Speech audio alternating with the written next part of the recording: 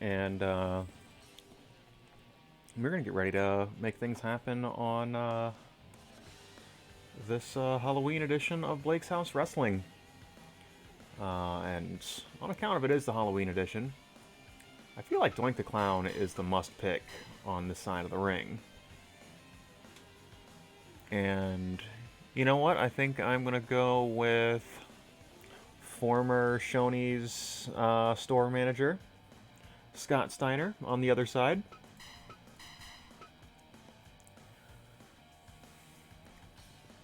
And as always, go ahead and hit the button here. Let some people take a moment to file in while I do the social media thing. So let's go ahead and set that up. Hoi.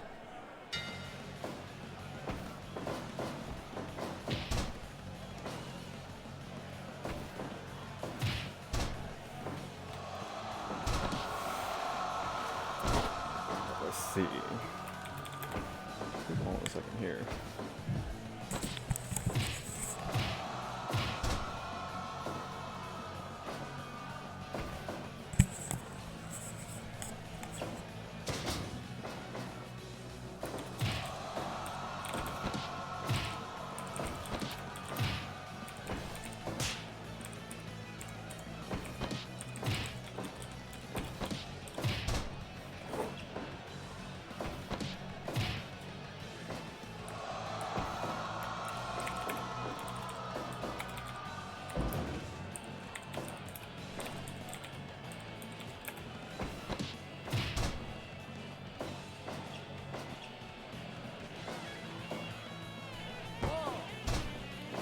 Let's see.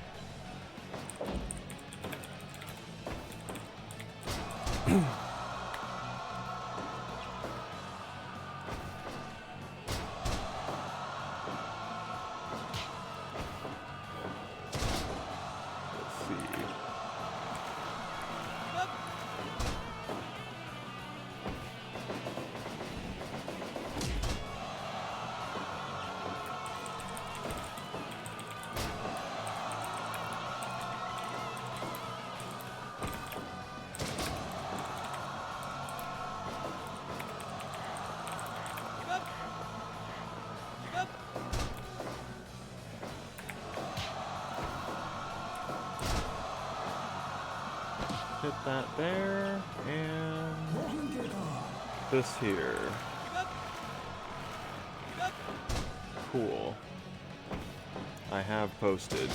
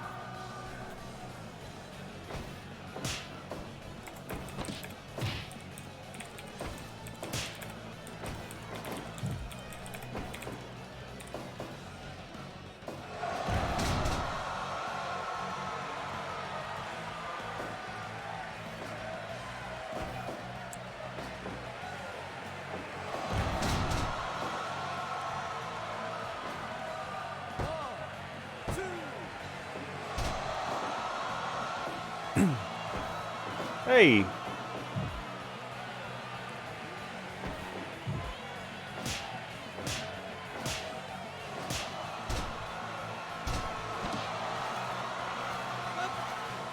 Well, that is okay. I didn't look at it, basically at all, because I was fucking about on Twitter.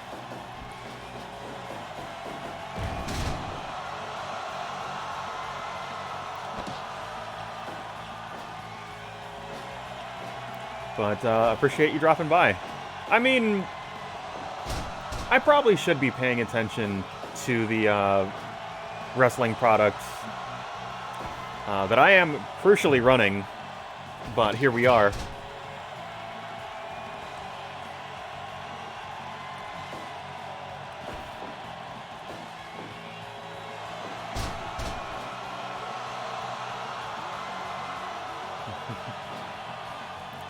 Hey, Abby, I am very excited to hear that, and am really happy to hear that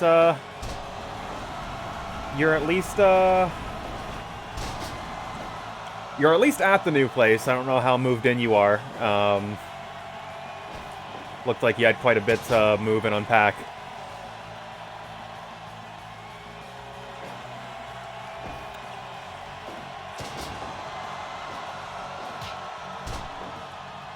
But yeah, should be a good show tonight.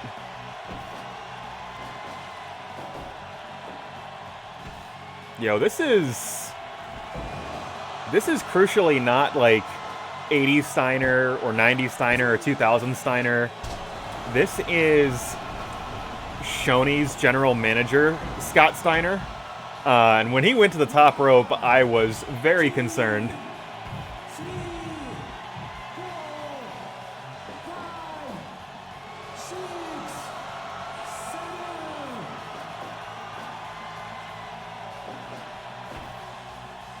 But yeah, hey,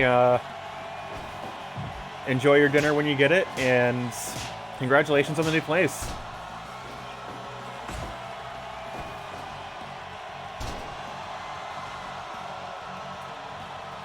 I'm still so mad that I didn't get to go to Scott Steiner's Shoney's because we had a global pandemic that caused the restaurant to close.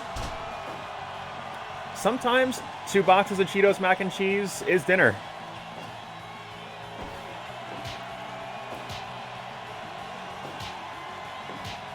I had some just murder, death, kill hot wings, and my tummy is upset, but that is okay. Because I am a professional, and will be calling this wrestling show regardless.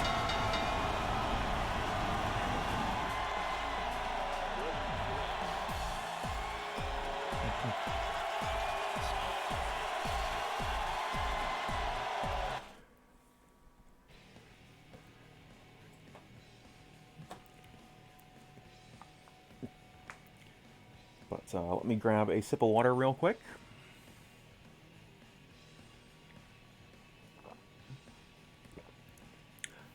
I did. Well, do have fun with that, and hope it goes well.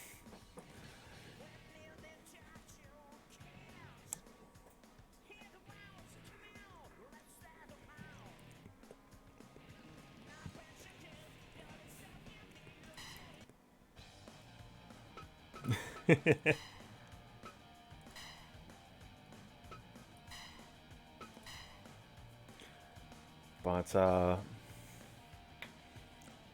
me see.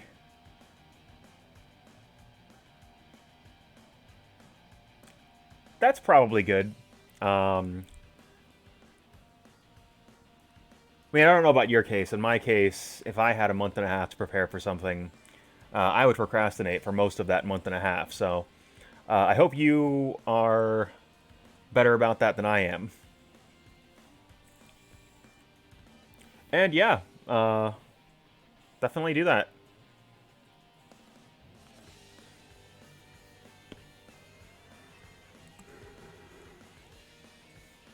Alright, well that's good.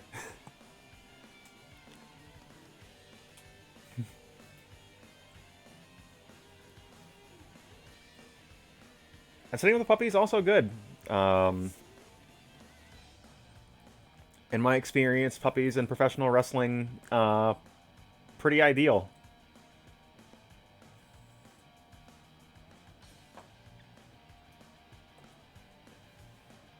I mean, I'm at least 2 of those things.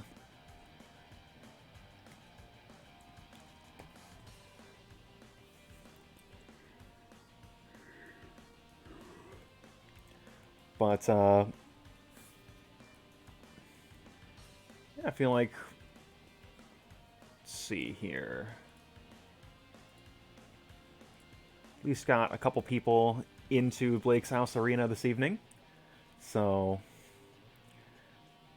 It is very nearly 7:30. I think it is about time to hit the button. So,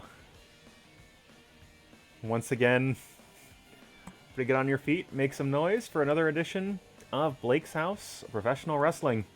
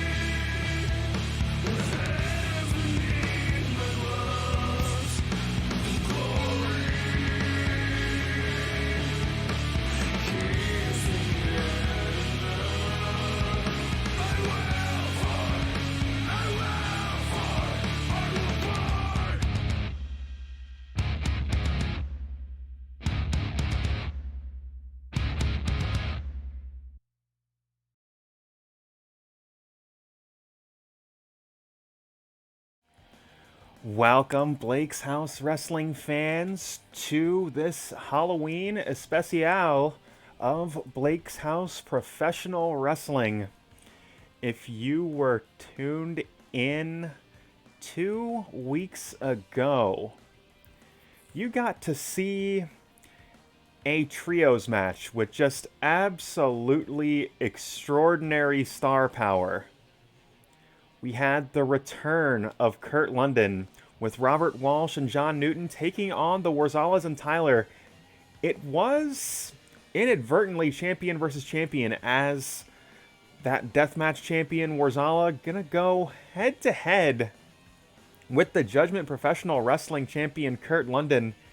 And it was Robert Walsh picking up a fall over that Knicks Wrestling Organization deathmatch champion in that 3-on-3 contest. And Robert Walsh has inserted himself into that deathmatch championship picture.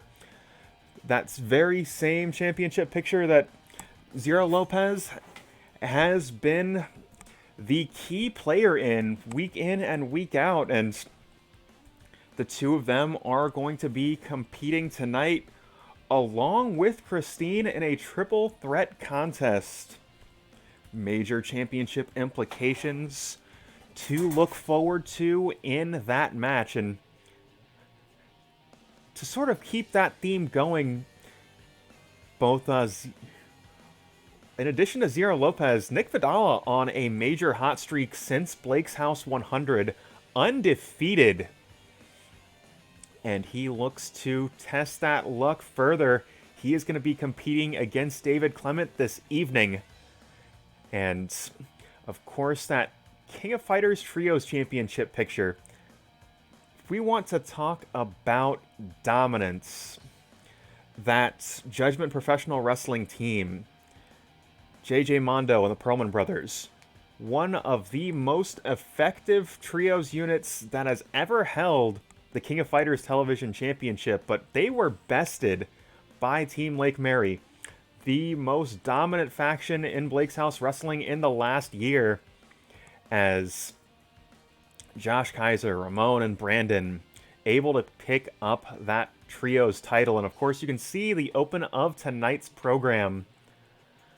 We have got PJ taking on Eric Alpizar. PJ representing Team Lake Mary. You know, we talk a lot about respect and the fact that Eric doesn't hardly respect anyone. He will run his game plan exactly as he drew it up, no matter who is standing across the ring from him. But I think PJ is one of the few competitors in Blake's House Wrestling that has earned Eric Alpizar's respect, and we're going to have to see how that plays out in tonight's program. And we've got a couple of Halloween-themed contests for you this evening. Of course, Maglo typically defending that Blake's House Wrestling ring. It won't be Maglo in tonight's main event. It is going to be that enigmatic persona that is DJ Dix, the Dr. Darkness, holding court in this Blake's House Wrestling ring. But that is much, much later on tonight's program. Let's go ahead and get into our first contest of the evening. PJ, King of Dads, going toe-to-toe with Eric Curaga Alpizar, and that's right now.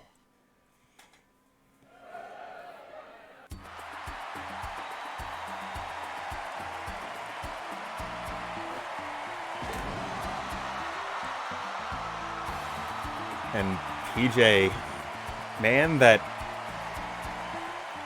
both as an individual and as a member of Team Lake Mary has experienced tremendous success. Never quite rose to the top of the roster. Never quite made it to the Blake's House Championship. But Eric Alpizar, very much the same story. He is somebody that has had numerous statement wins in his career, has held tag team championships, trios championships, was the first ever mixed martial arts champion in Blake's House Professional Wrestling, but never held that Blake's House heavyweight title. Certainly unusual for both of them to be going on the first match of the evening, but truly that is how stacked this roster absolutely is.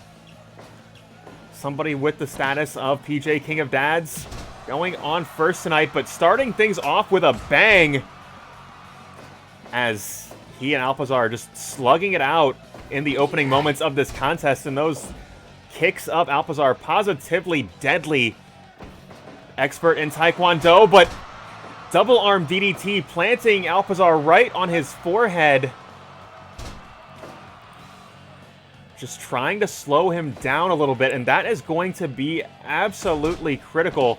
You allow Alpizar to get momentum, he becomes so very dangerous as the sustained damage in your ribs, in the side of your head, and your legs just build up from repeated abuse with those shins, those feet, those knees. But thus far, PJ sticking to his plan, just not letting Alpizar get started. Going for that mount tackle, but sidestepped, and once again, just checking him with that toe kick.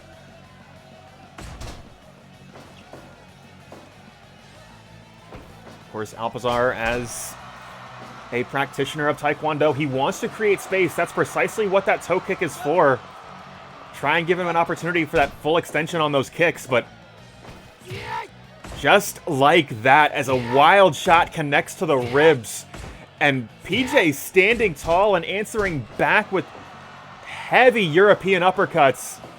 And it is Eric Alpizar down on the mat, and now elevated Boston Crab.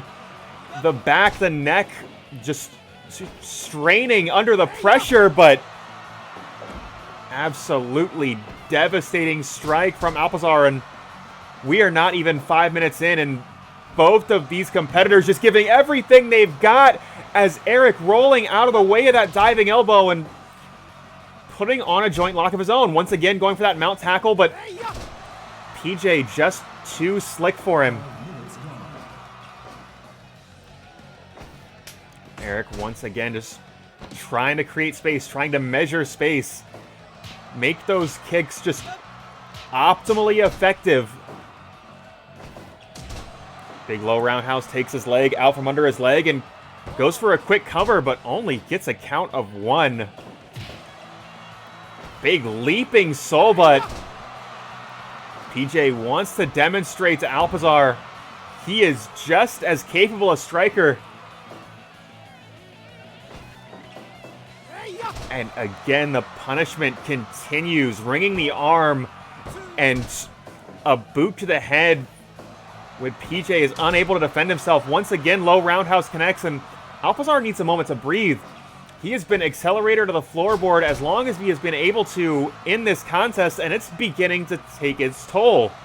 And once again, just rolling out of the way at a critical moment, and PJ just collapsing to the canvas.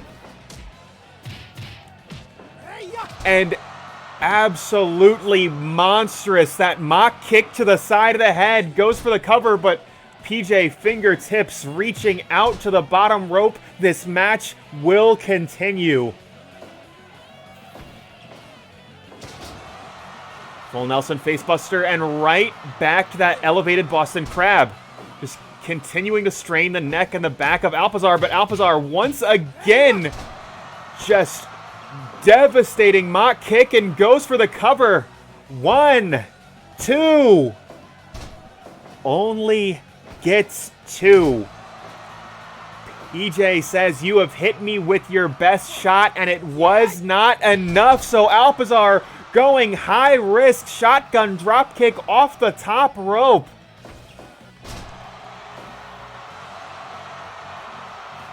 And Eric, as I said, he is somebody that sticks to the plan. He is not going to allow himself to be flustered. He's not going to allow himself to be talked out of his strategy, especially when it is as effective as it has been in this match.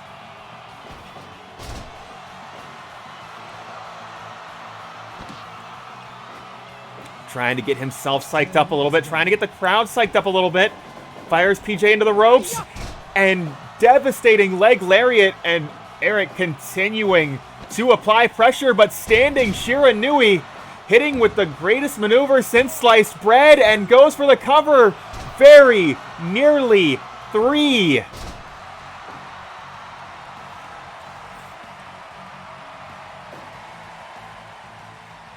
And both men just taking a moment, trying to figure out, what have I got left? What hasn't the man across from me seen yet? What hasn't the man across from me taken yet?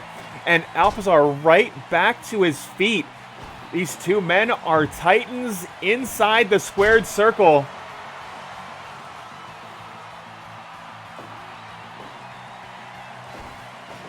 Once again, fired into the ropes. PJ measuring him up. And picture perfect dropkick square in the chest. And it looks like we are doing this one more time. Maybe not. But we are going high risk here. PJ, no, chopped across the chest and sent flying off the top turnbuckle. And one more time, shotgun dropkick, double barrel square in the chest of PJ King of Dads. And once again, that full Nelson facebuster right back to the elevated Boston Crab, but Alpizar refusing to be submitted. And wild shot answered back with European uppercut. Alpizar getting fired up, and a devastating blow to the side of the head. PJ scrambling to his feet as quickly as he is able, but that took a whole lot out of him, but apparently not enough. Once, twice, 3 times stacks him up, but Alpizar reaching out, hand on the bottom rope. And both of these men have given everything to this match, but neither able to seal the deal. That's just how tough Eric Alpizar is. That's just how tough PJ King of Dads is. And PJ going high risk one more time. And the third time does it. Big diving elbow will connect. Alpizar on roller skates, and hold on just a moment here. A mock kick from PJ. Oh my God. Just such extraordinary disrespect, but Alpizar having absolutely none of it.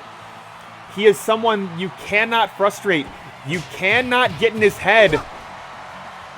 He is like a machine, just delivering kick after kick until his opponent stops getting off the mat.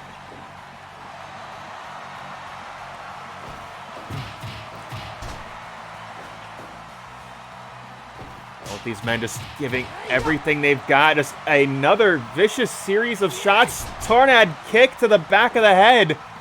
But PJ to his feet first. And flipping Big Boy center of the ring. But again, just lightning quick series of shots. Goes for the cover. That's got to be it. 2, 3, count, fall. I am certain Team Lake Mary would have liked a win to open things up this evening. We will see them again in the trios contest, but right now, Eric Alpizar looking like he is absolutely on fire.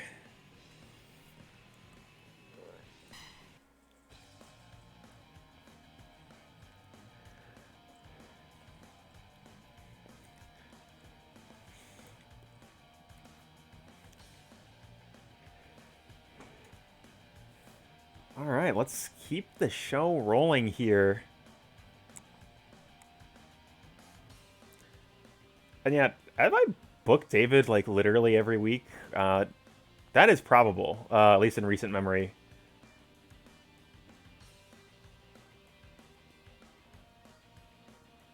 Yeah, that checks out.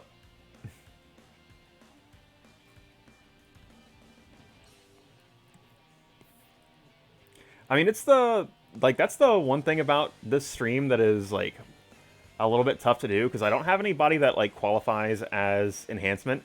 So when I want to, like, make somebody look good on a winning streak, I do kind of have to gamble a little bit. Let's see here. Let's see.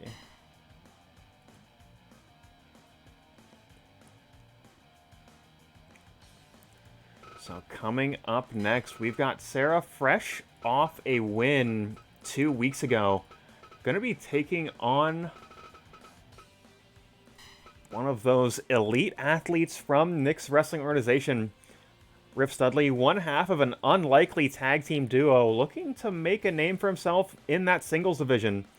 Certainly the entirety of that Nick's wrestling organization roster clearly upset, clearly frustrated that that deathmatch championship no longer belongs to its home stable.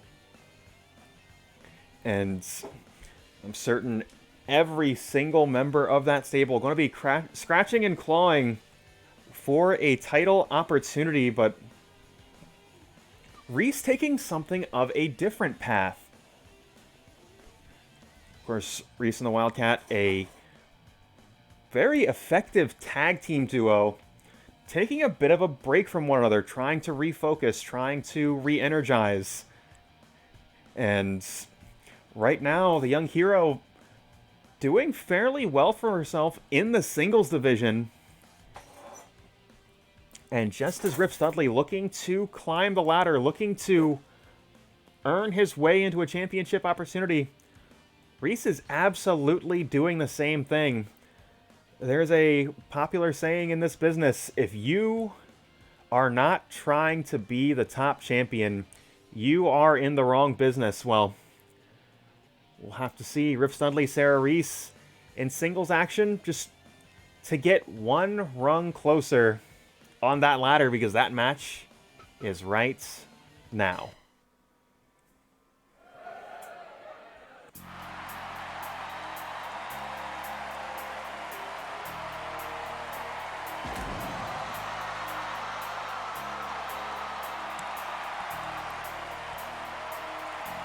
And here comes the young hero, just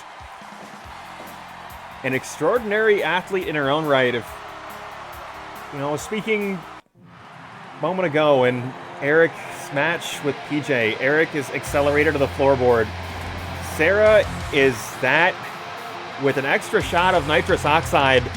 She does not know the meaning of stop.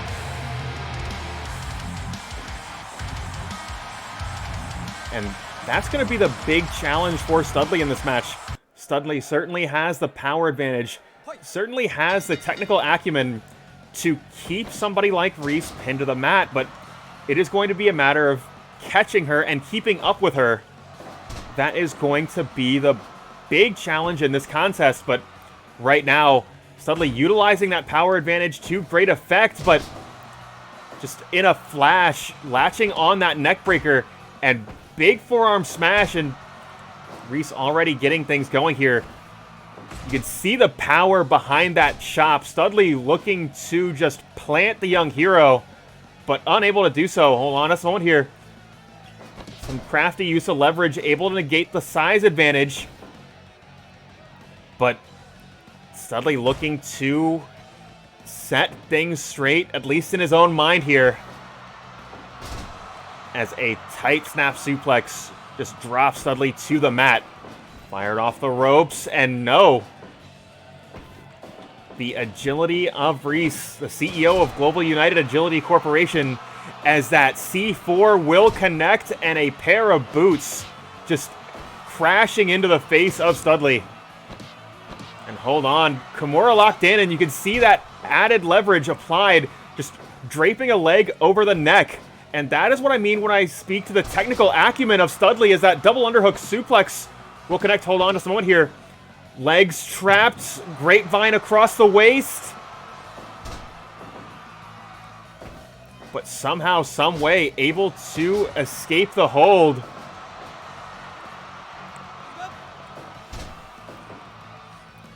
Said the biggest challenge for Studley was going to be catching Reis and keeping her pinned to the mat. Thus far, he has been able to do so to great effect. Bit of a miscue here, but Reis right back on it. Right back to that Dragon Screw leg whip. Just trying to widen the gap of that speed advantage. Going for a Rana, but Studley had it scouted. These Mixed Wrestling Organization competitors so very well coached. But a colossal forearm smash, putting Studley on top. And going for a quick cover, one, but only one. This young hero battling back. Hold on. Possibly going for that powerbomb Death Valley driver combination, but a back body drop shuts that down. Big soul butt. Had plenty of time to set that up, and keeping the pressure on, just coast to coast across the ring. Both these competitors' wind being tested in the early moments of this contest. And hold on a moment. Sarah sent up top. And hold on. No! Tornado DDT! Avalanche off the top rope. Going for a big wheel kick. Doesn't find it, but hold on. Sunset flip power bomb. Driving the back of the head into the canvas, but only getting a count of two. And again, that massive chop. Going for it all, but unable to make contact. And those flashy roll-ups were exactly what Reis was able to use to pick up the victory 2 weeks ago. Putting ice on the hot streak of Cinderella, looking to extend the streak of her own. Hold on. Oh my God. Just devastating maneuver as Studley just driving right through her with the spear, but no, Reis right back to her feet. Powerbomb once, twice. shifts position, and Death Valley Driver. Going for a cover. That could be it right there. It doesn't take too many of those to put somebody away, but Reis said no. Not yet. Going for another Death Valley Driver possibly, but Reis able to roll through. And one more time, back of the head colliding with the mat too. But that's not enough. And goes for it again, too. No. And once again, just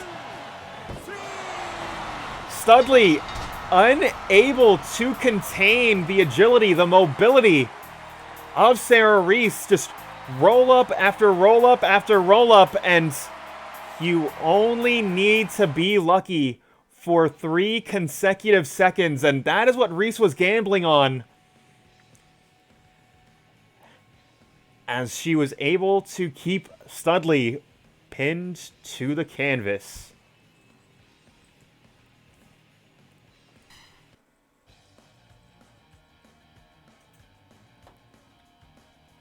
I think there's a wrestling t-shirt company called Death by Roll Up, which is just a good name for a thing.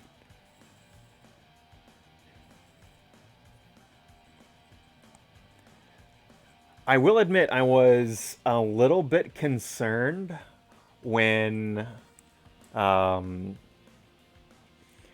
was back-to-back sunset flip power bombs. That was, especially in the same spot on the floor, because, hey, Admiral Falk, how are you doing? How is Mario Party treating you? I saw you had a pretty rad event this past weekend.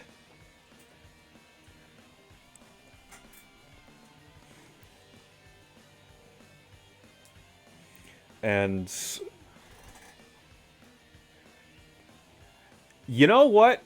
That is fair. Like, the handful of times I've run a couple online tournaments during COVID, and I'm like, I don't want to do shit else that weekend. I'm certain running a physical in-person event where you've got a lot more to manage, equipment to keep track of. That's a lot more stress. So, you know what? Just take it easy today. Enjoy the rest of your evening.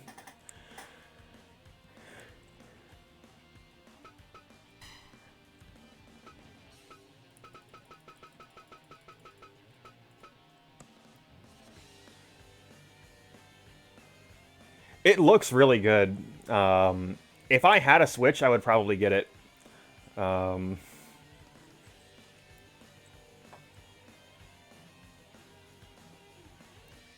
mean, I appreciate it. Anybody that wants to hang out, if my friends are having fun when I do this, that is what I do it for. And, Olivia, I saw you were asking if you were on the show tonight, and technically speaking, that is the case. As, we're going to have a Dark Hour unit taking on another hot Mixed Wrestling Organization tag team in the Goodwin brothers.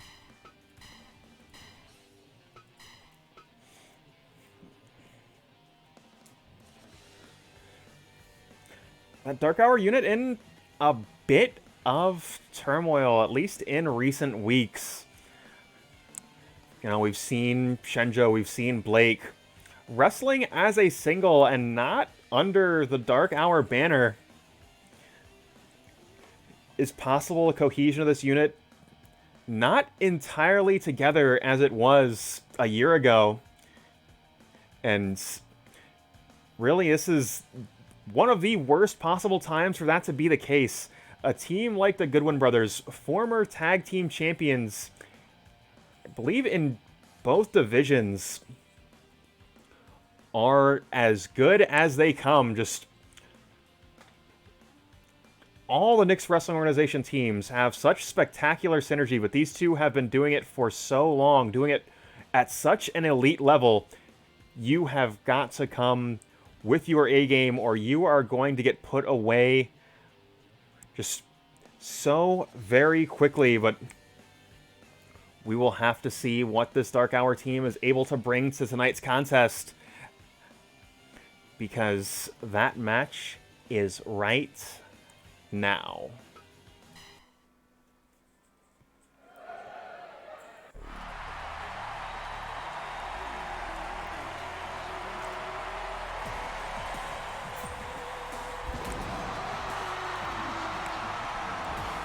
Blake and Hsien-Jo, both of them in recent weeks competing as a single, and both of them really struggling. We'll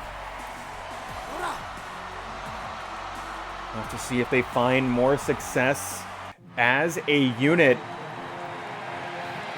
But right now, here comes one of the more decorated tag teams in Blake's House Wrestling history. Billy Goodwin, Bobby Goodwin, the Goodwin brothers. That Knicks Wrestling Organization theme playing their way to the ring.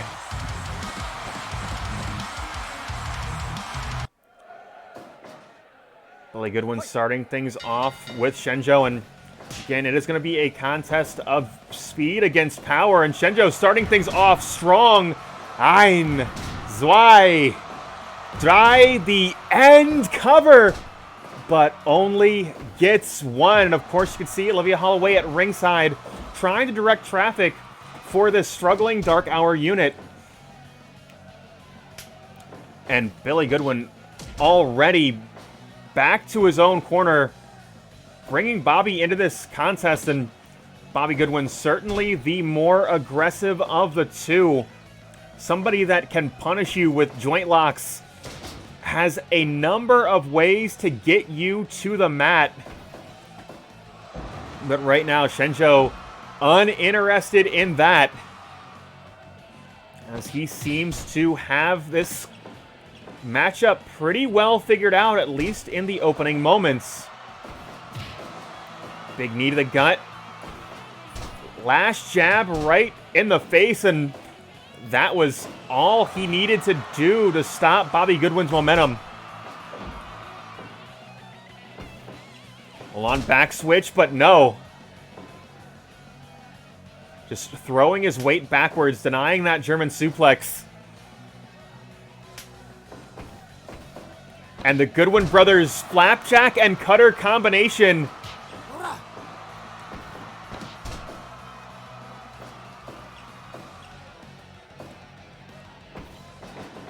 And this seems to be the matchup that the Goodwin brothers want. They want to put speed against speed here, because they think Billy Goodwin has the edge. We will have to see if that is the case, but absolutely perfect flying head scissors from Blake here. Elbow drop draped across the throat, but Goodwin doing everything he can to control the pace of this match, and that is what these Knicks Wrestling Organization teams do so well. They are so good at cutting off the ring, making sure any contest is happening, and you see they've done it right here, baiting Hsien-Jo into their side of the ring. Hsien-Jo, however, totally unbothered by the odds as he delivers a pair of boots to the chest and shuts down that 2-on-1 situation.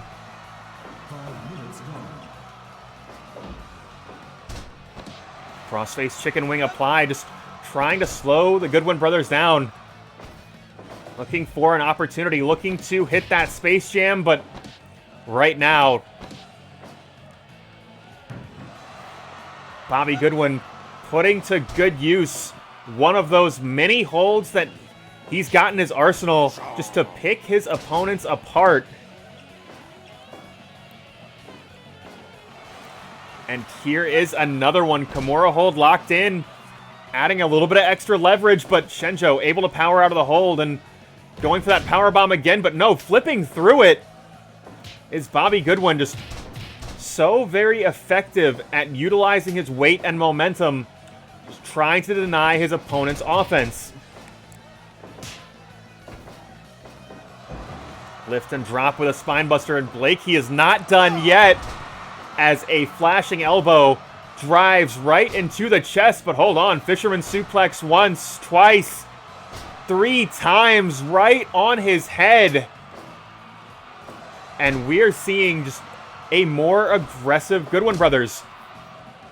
They have been out of the tag team championship picture for so very long, and a team like that, you know they are itching for a title opportunity. And Bobby Goodwin just giant swing. You can see again Olivia Holloway trying to direct traffic for this team. And lightning quick combination from Blake as a DDT sets up another giant swing. As just the joints of Blake just strained as the blood rushes to his head, and hold on, absolutely torturous chinlock, but a Pele kick escape. Certainly creative way to escape that hold.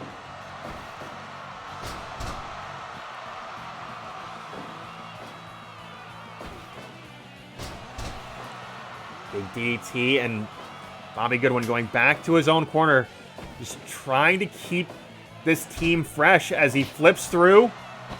And spectacular tandem offense. Jamel distracted by that right hook. Did not see Billy Goodwin charging off the ropes, and that set that float over DDT up perfectly. But hold on. Hsien-Jo just straining the knee. That knee bar locked in, but hold on. Turnabout is fair play, although it's not exactly legal, as Bobby Goodwin ushered back into his own corner. Hold on, Billy picks the leg, setting up for something here. No. Oh my god, Insagiri throwback, taking the head clean off the shoulders of Hsien-Jo. And hold on, big double powerbomb. Blake standing tall on that top rope, and a frog splash cover too. And very nearly 3. And you can see the discord in this unit. Hsien-Jo not going over the rope, not coming in to protect that pinfall attempt, and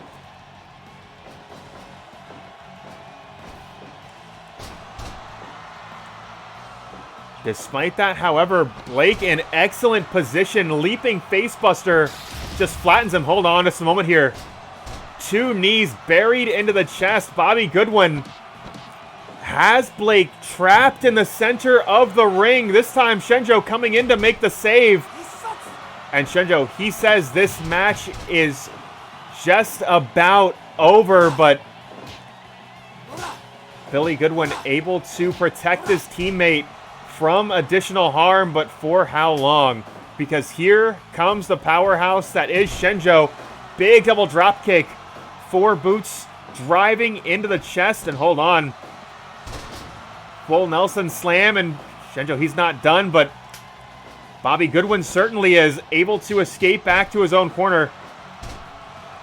And that is what the Goodwin brothers are so very good at. Despite being in that highly dangerous situation, all he had to do was roll over and reach out, and he was able to make the tag.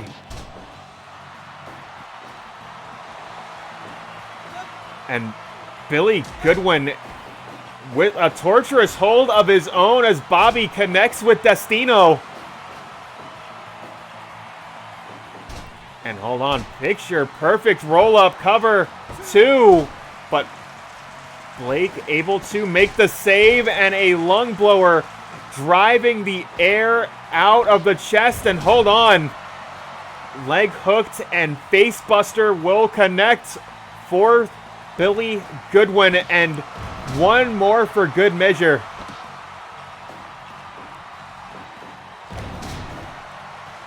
Shooting star press cover, but only gets 1. Absolutely devastating diving elbow. Hsien-Jo going back to his own corner. Billy Goodwin doing the same.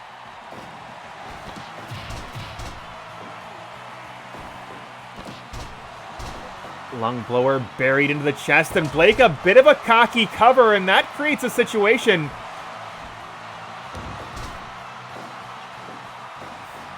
And the showmanship of the Goodwin brothers, truly spectacular.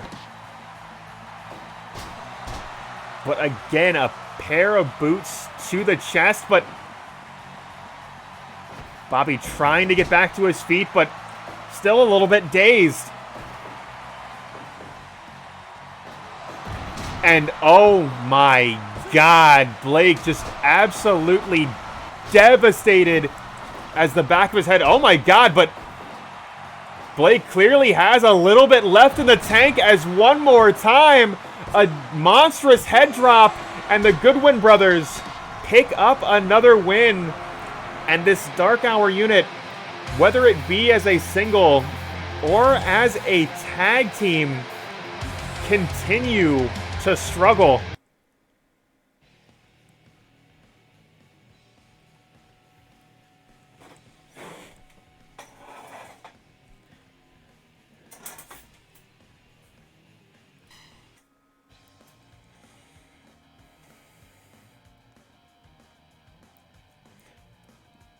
You gotta say, it is nice to, like, at least finally have an angle for this trios team that was established like a year and a half ago.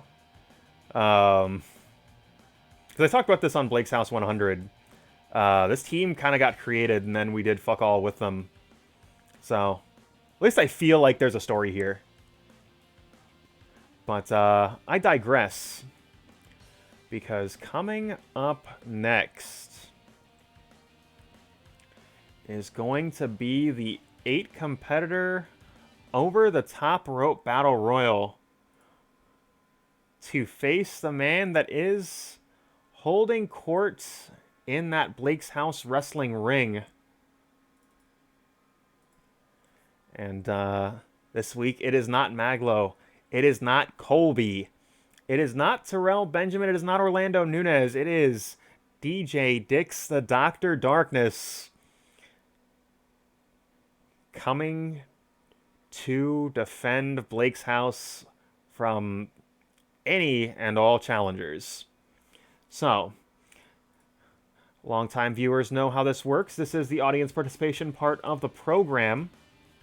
If you want to call out some names, I might be able to include some wrestlers, and I'm going to include one that has been asked for weeks, and it is very amusing that the Gatekeeper is not here, because it is a wrestler he has been asking for week in and week out that I never got around to downloading, and I did download before this program.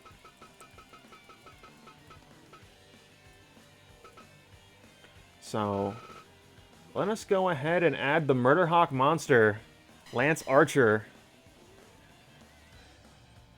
Want to see Frank Vista and JB3? I can make that happen, and you have come in at exactly the right time.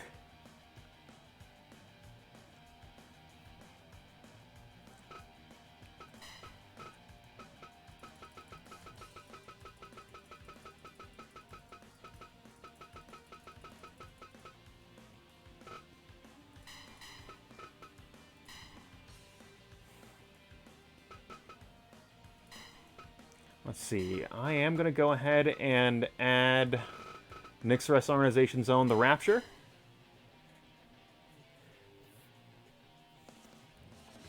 This is still, like, technically post-patch Rapture, but still probably in that lower 200 stat block. And I think, in the spirit of the holiday, I am going to go WWF 2000s. And we're going to put the Boogeyman in here.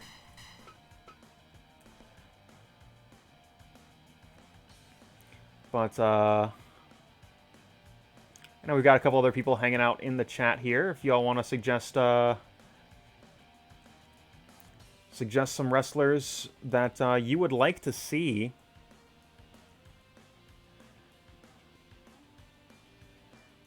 I can probably make that happen. If not, I've got a handful of TV and movie characters that would absolutely fit the Halloween theming. Probably a handful of wrestlers too. Yeah,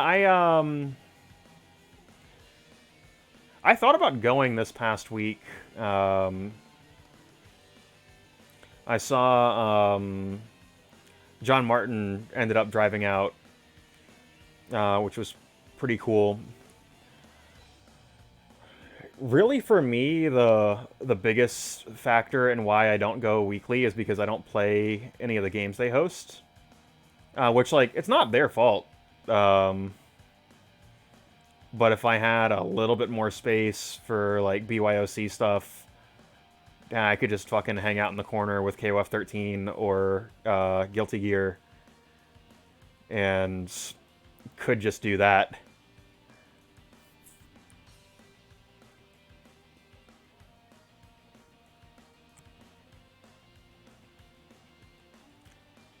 Also, I think I'm going to take a quick run to the restroom while I wait on to see if any of you want to add anybody to this program. I will be right back.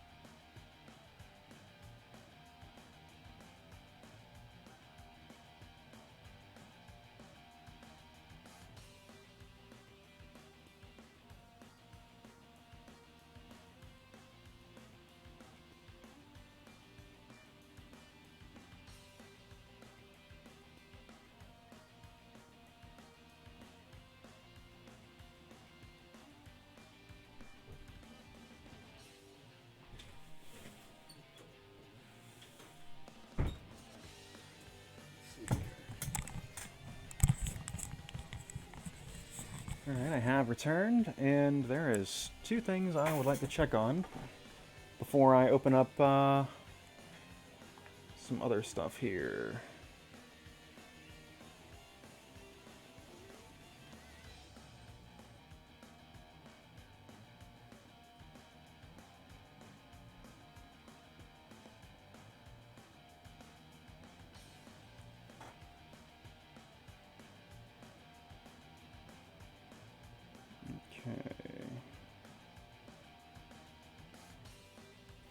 So what I'm going to do, I'm going to swing over to US Indie Wrestlers, actually. Actually, you know what? Hold on. Forget what... Never mind that shit. Yeah, fucking Ghost Unito is going to be on this program. The ghost of Tetsuya Naito.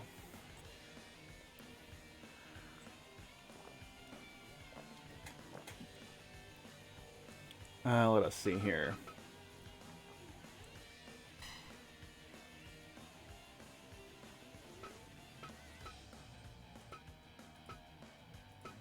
Let's see.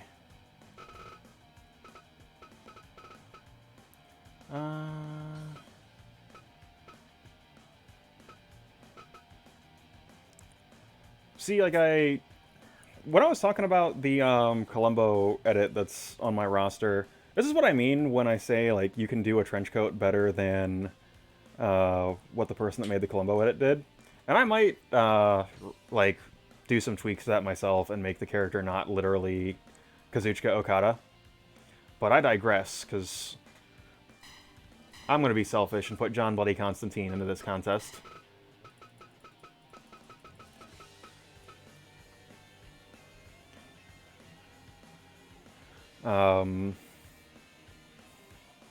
Because, yeah, I got really fucking jazzed about the 1960s detective story Columbo, as many people of a certain demographic on Twitter have done in the last 2 years. And that show is exactly as good as the gays on Twitter would suggest. Let us see here. Let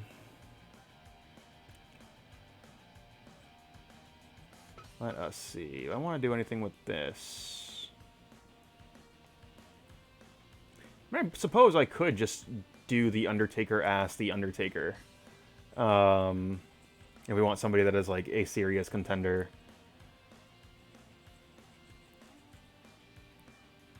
Or, hold on. Or I could swing over to fucking DDT. Who's over in here? You know, I think this is the right answer.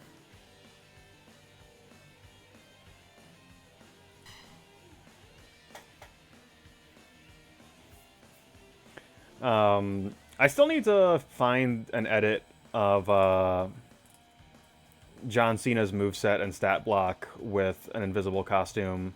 So we can have like the Invisible Man, the Invisible Stan, Shin John Cena, and ZSJ's Internet in a match.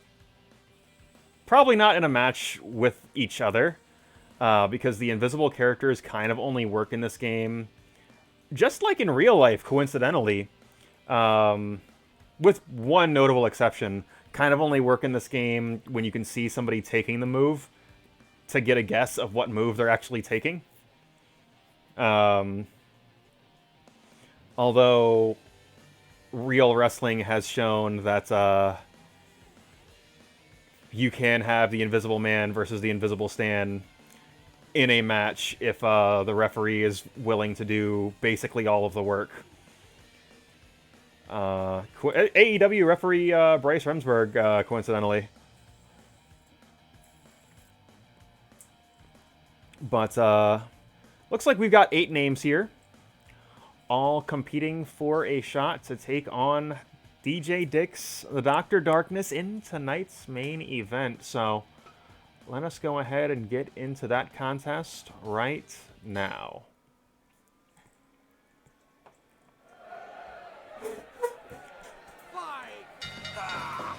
And starting things off, it is already chaos in the ring. 8 competitors going to war, many of them Blake's House Wrestling veterans, many of them Battle Royal veterans.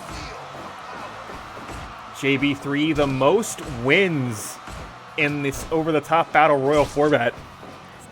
And, of course, Frank Vista, I believe the most appearances out of anybody in this contest. I believe the Invisible Man, the Murderhawk Monster, Lance Archer, and the Boogeyman, the only competitors new to this contest, as Ghosty and Naito and the Invisible Man going toe-to-toe, fires him into the ropes, but unable to keep track of him. And certainly the Invisible Man, easy to get lost in the crowd, as a big double suplex just plants Constantine onto the mat, as the Boogeyman just launched to the ground as the Invisible Man just stalks the ring. Fire into the corner, and that might be the safest place, but big neck breaker from Naito as a double vertical suplex, putting JB3 in harm's way, but just the craftiness of JB3, able to keep himself out of trouble, but the Boogeyman is coming to get you as he delivers a series of shots to the big boss of Judgment Professional Wrestling. And John Constantine eliminated early here as Vista under siege. Lance Archer and the Invisible Man going toe-to-toe, and again, Invisible Man able to escape pressure so very effectively. You talk about competitors that are hard to pin down. Well, at least in this match, he might be the hardest, as just an iron claw grip applied to the head of JB3. Archer just crushing the skull of the big boss of Judgment Professional Wrestling. And it is chaos in that bottom corner of your screen as a devastating double power bomb just flattens JB3, but... And hold on, the Invisible Man sent to the outside. Referees verifying that both feet have touched the floor. And he is eliminated. Patented jawbreaker from JB3, and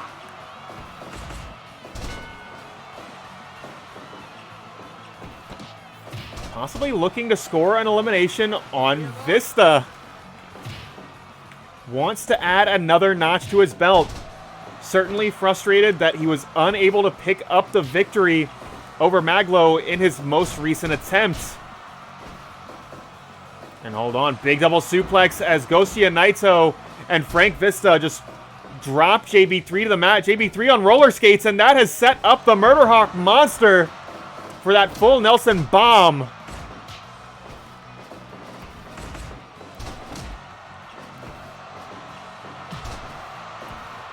On back switch, and Vista showcasing his technical ability, his craft inside a wrestling ring.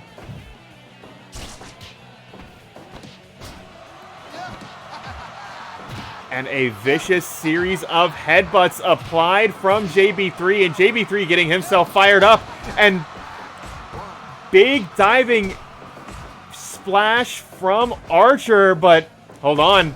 Follow-away slam, and Ghostia Naito able to protect himself, just fingertips grabbing onto that top rope, saving himself from elimination. But hold on just a moment here. Sunset flip powerbomb, or sunset flip driver rather, from the Murder Hawk Monster as suplex is blocked, and hold on. Archer just tagging that top rope. Naito just crashing down. Nobody's home as JB3 sending the Boogeyman home, and Naito trying to just hold on. Naito in trouble as a deadlift German suplex just flattens him. Big follow-away slam from Archer. Mount blocked, escaped, and hammerlock applied.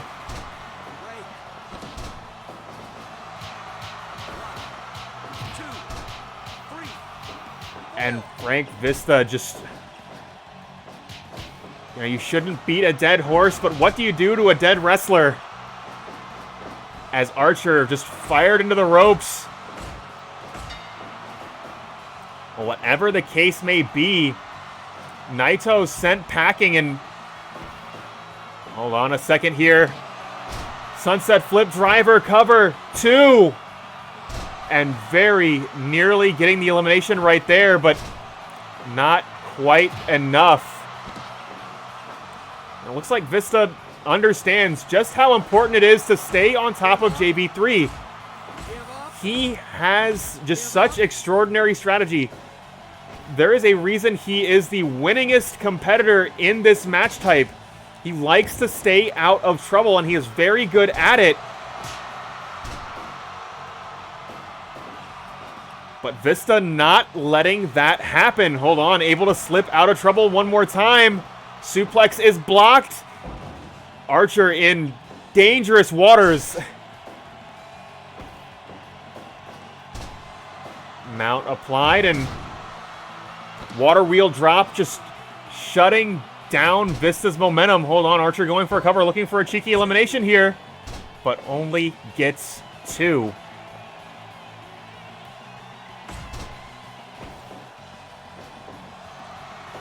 And leaping brainbuster from the Murder Hawk Monster, but an Olympic-style slam.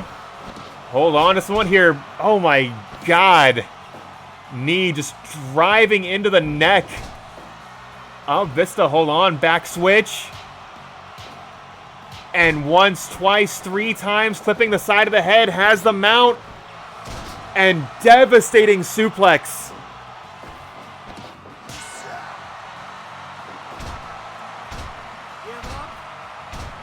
And vicious series of knees to the back of the head. And it looks like Archer going home. And we have a Judgment Professional Wrestling Final 2. And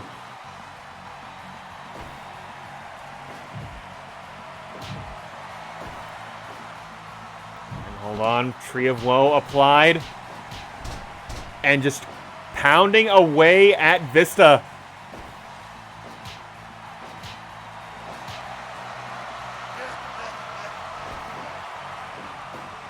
And JB3 calling for those brass knuckles, but Vista saying absolutely not. I know what you're about, I know what you can do, and you will do absolutely none of it here tonight.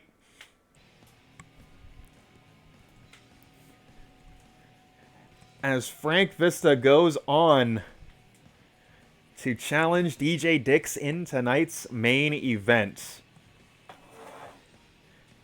It was. Honestly, that is about as perfect as that can go. You know, we get to set up the story over the course of the match that, hey, JB3 is very good in this particular match format, but Frank Vista has seen all of his tricks. So he is able to get around them and counter them. That was... Shit like that is why I love this game.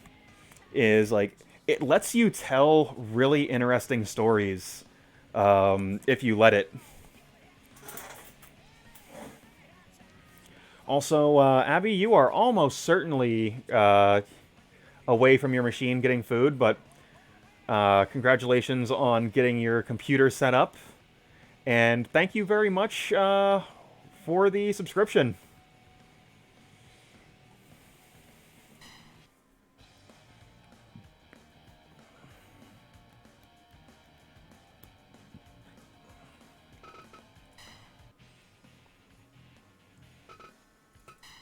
Also, I do gotta say, glad that you were able to come in on that match. Because I would have been very sad if this was the week that I actually had Lance Archer on my save and you did not get to see Lance Archer that you've been asking for like 2 months.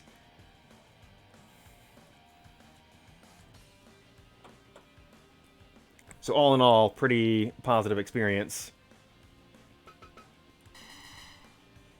Let's see. Yeah, I need to get, like, AEW Eddie, so I don't have to keep using Chikara Eddie. I am, like, making a little bit of an effort to make my AEW roster a little bit more current. Like, I earnestly have no idea what is going on in WWE right now, because I haven't watched the product in, like, 4 years. But now that I'm into wrestling again mood, I should probably have my AEW roster a little bit more cleaned up.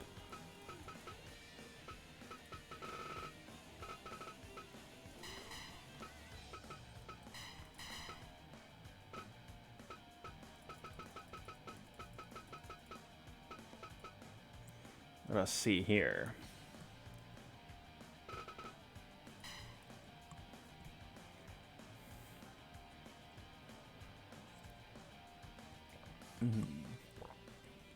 But, yeah, let's keep this show rolling here.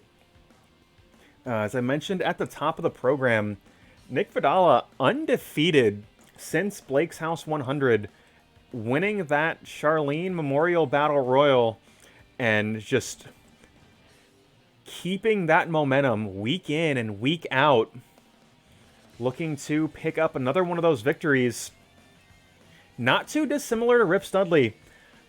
I am certain Vadala would like to see that Knicks Wrestling Organization Deathmatch Championship back in the hands of that Knicks Wrestling Organization stable. I am certain he would like to see the Blake's House Wrestling Heavyweight Championship in that Knicks Wrestling Organization stable. That Blake's House Wrestling Championship currently held by Judgment Professional Wrestling's own Sean Satchwell. Certainly it is chaos in this Blake's House Wrestling world, but if there is one person that is capable of managing the chaos, it is David Clement. Just the enigmatic, unpredictable, recently a father, incidentally, David Clement trying to make a name for himself in that deathmatch division, unable to pick up the victory over Zero Lopez, but certainly very much in the hunt for a championship that almost seems tailor-made for him.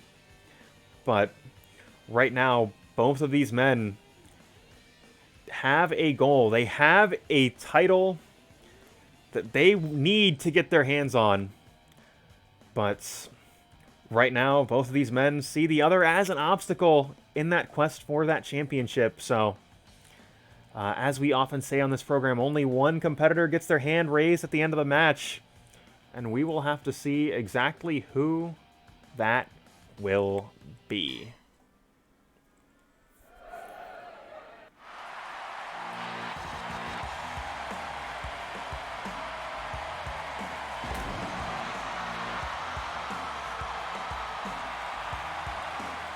Vadala making his way to the ring. And this is the man responsible for the strategy, the technical acumen of a lot of that Knicks Wrestling Organization stable. Like, his coaching directly impacts the dominance of that tag team division, as well as talents like Rip Studley, as well as talents like Ramos, that are just so very technically proficient. And this is the man that makes that happen. But David Clement, as I said, this man is chaos.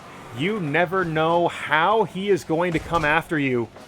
Just hold on, picking the leg, rolling through, and certainly did not expect David to come after the man with the amateur wrestling background in a contest on the mat. But that is precisely what I mean. You never know what sort of opponent you're going to get when you're fighting David.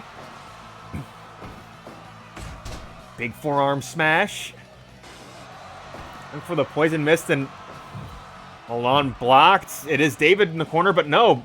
Able to reverse fortune here. Drop toe hold. David nearly missing that bottom turnbuckle pad.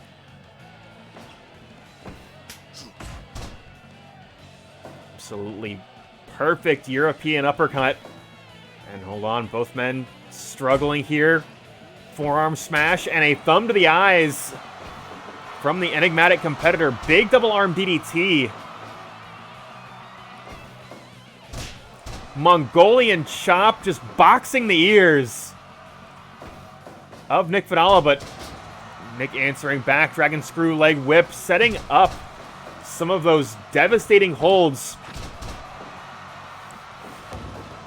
But, you know, it doesn't look like David's taking things back to the mat. He just wants to keep Nick off balance, and thus far he's been quite successful at it.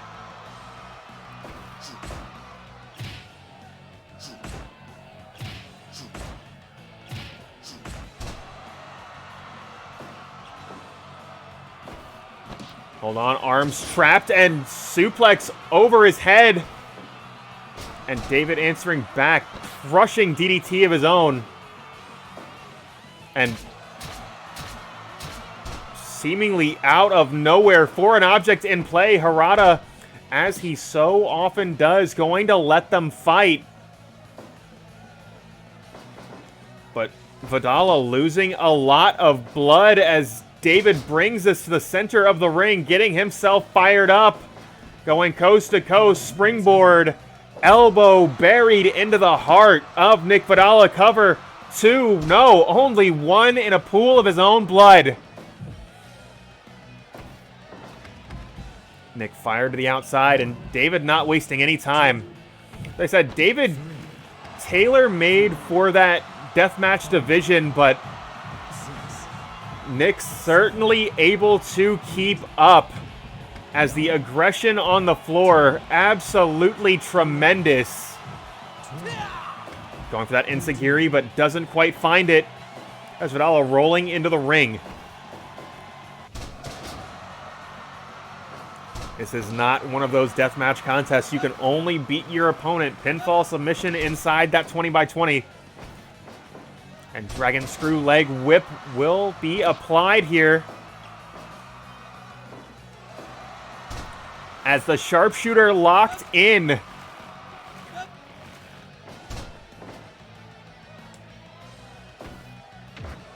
Big headbutt, and David going high risk.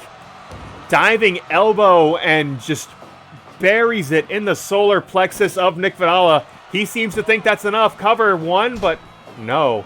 Only gets one. Double underhook. Tiger driver. Cover two. And that was nearly it. David fighting for his life, throwing elbows like he's mashing the turbo button on some NBA Jam, but again, just fighting his way back to his feet. Cross arm breaker locked in. But Nick able to slip out of the hold. Ripcord. Knee right to the jaw and a Kamigoye for good measure, but David right back to his feet.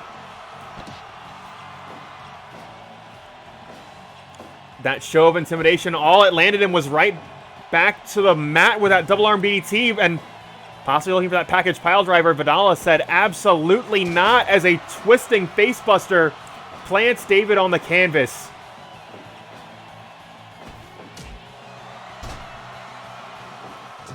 Low blow getting him out of harm's way, and again, Harada going to let them fight as that diving elbow this time just crushes the lower back of Vadala. But Vadala just fighting his way out of trouble as a Phoenix Splash will connect, but David getting a hand on the bottom rope. And hold on just a moment here. What the hell is David doing? Oh my God, just diving over the top rope, and hold on, is that a light tube? Oh my God, just dropped onto the floor, and Harada's count at 12. David has got to get in the ring. Those foreign objects just conspicuously laid out here. Hold on. Package pile driver. He goes for the cover here. This could be it. 1, 2, 3. Count. Fall.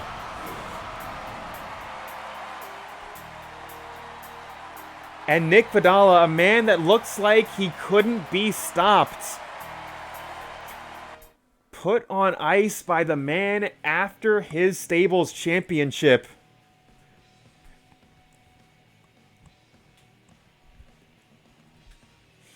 And David Clement just with a major victory, serving as a reminder. He is down but not out in that deathmatch championship division. And you can see he is more than ready to compete in that deathmatch format.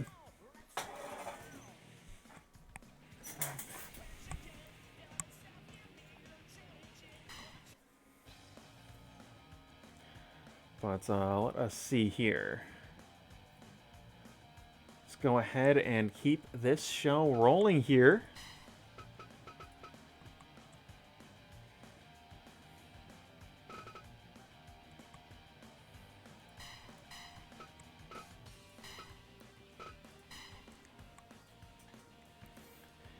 As coming up next, Jason Solarion, another man just positively possessed with a need to get himself a championship opportunity.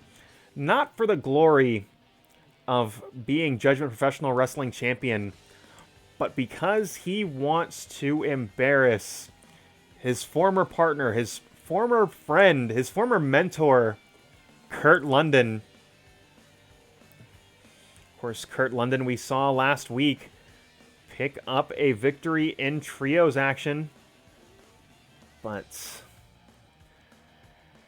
Solarion having a bit of a rocky run in recent months. Certainly a couple of wins, certainly a couple devastating losses, and that is the trouble that he's in. He's just unable to pick up those significant string of victories that is going to earn him a championship opportunity. But we use the term statement win a lot. You know, COLBY, a man that hasn't really been actively competing in that Blake's House heavyweight division. Somebody that will take a special exhibition here and there, but he has a best-of-3 series victory over the current Blake's House Wrestling heavyweight champion. There is a certain prestige that comes with the name Colby Cole. And certainly both of these men need wins tonight. COLBY, despite his name value, would not just be given a shot at Sean Satchwell. He's got to earn himself a championship opportunity just like anybody else. But we will have to see which one of these men wants it more, because that match is right now.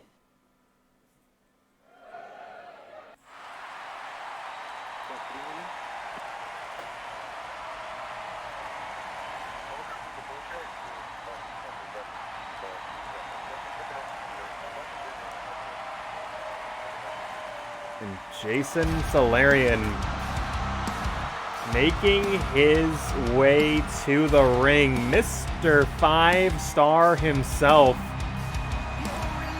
Man with positively lethal knee strikes and just extraordinary agility. Just able to outmaneuver even the most athletic competitors.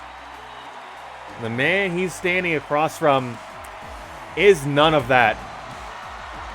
COLBY is tougher than a $2 steak and just has righteous fury behind those two colossal fists. If he is able to make contact, that is all he needs.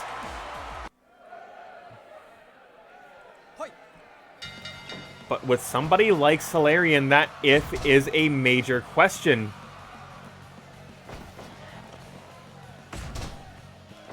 Of course, Solarion typically accompanied by JB3 at ringside, but JB3 recuperating a little bit from that battle royal.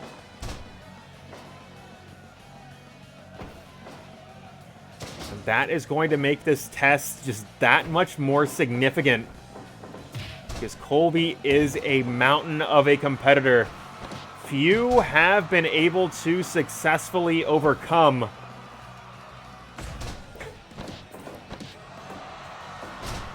Tight DDT, just planting COLBY's head into the mat and swinging a little bit low, and Harada going to let that play out.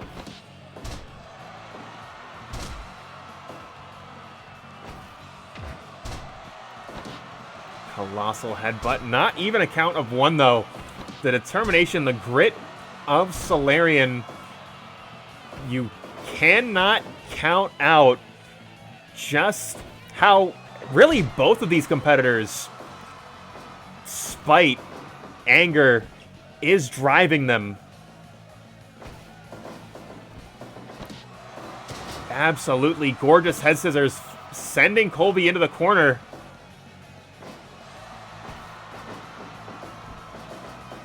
And picture perfect drop kick from Mr. 5-star. There is a reason COLBY is such a difficult nut to crack as an opponent. He is somebody that it always seems like he's getting stronger. It always seems like he's getting more dangerous as the match goes on.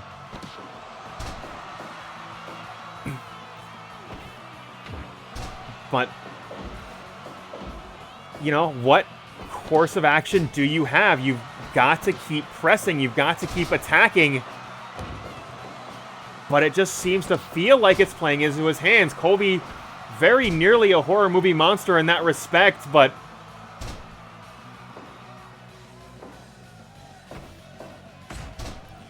Mr. 5-star Jason Solarion certainly could be an action hero, and we will see just how these two philosophies connect.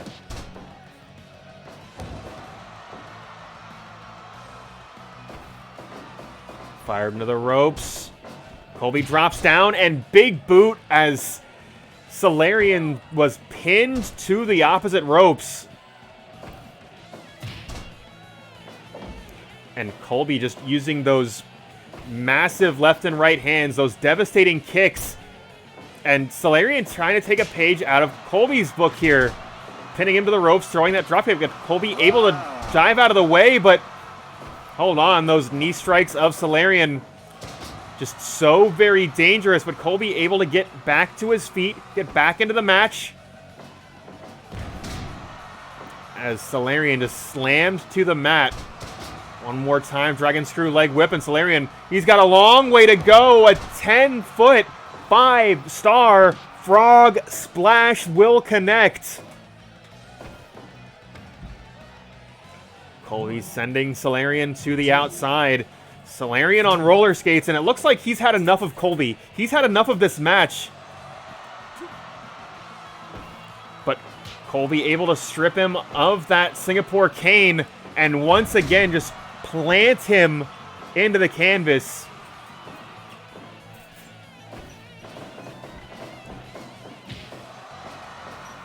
And just devastating combination from Solarion.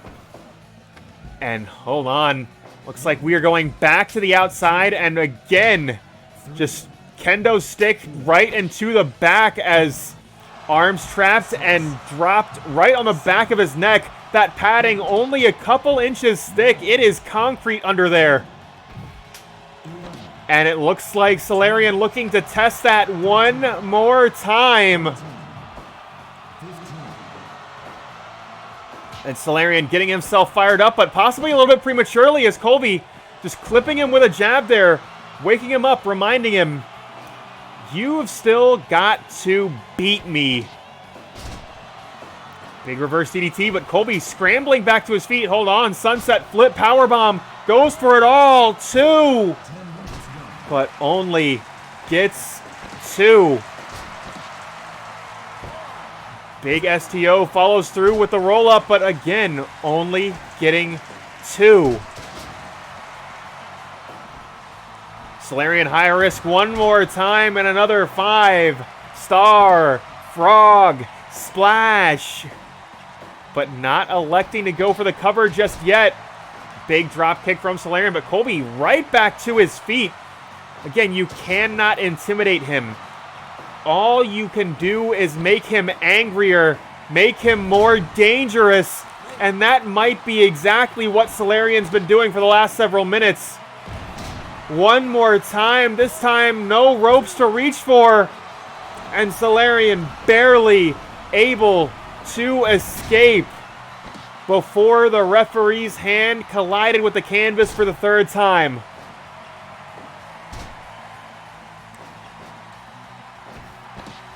Ripcord knee strike crushing the jaw of COLBY, and one more time, 5 stars, 10 feet across the ring.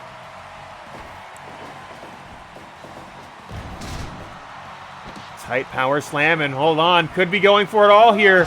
Star shot will connect, but no, he's not going for the cover.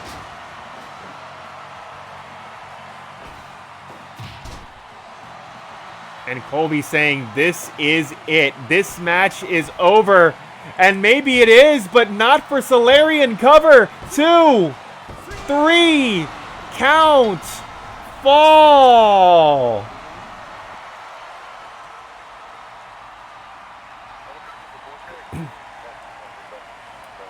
As I said, so very few have bested Colby Cole, but Solarion able to do so in convincing fashion. Solarion was always motivated. He was always hungry, but this time seems different. Setback after setback after setback. That's only made that frustration, that hunger, that need to challenge Kurt London all the more severe. And that is exactly what we saw in this contest.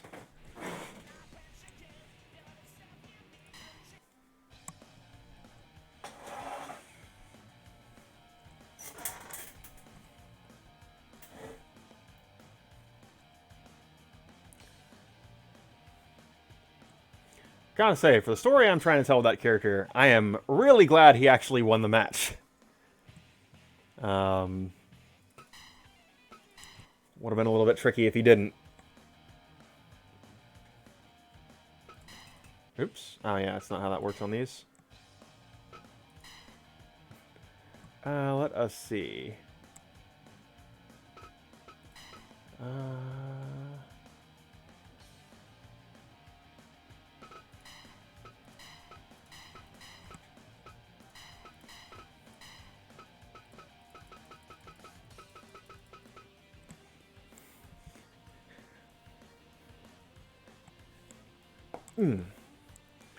But coming up next, of course, Zero Lopez, somebody that has been making waves in that deathmatch division in recent memory.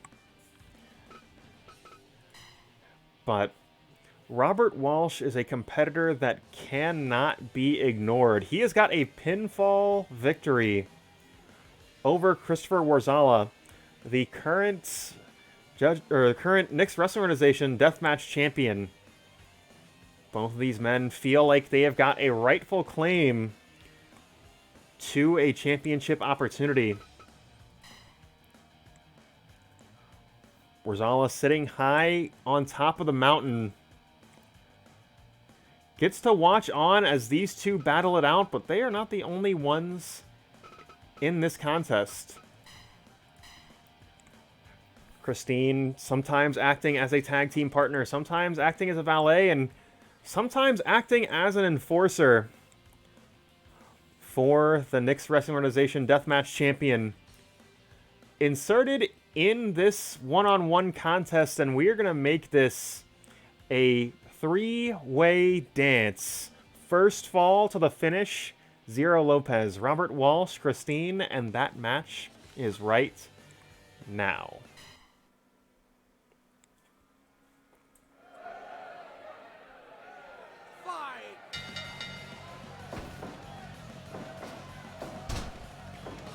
Of course, we have seen absolute wars between Walsh and Newton and the Warzalas. That matchup certainly well documented on Blake's House Wrestling Television. The brawling style of both of them.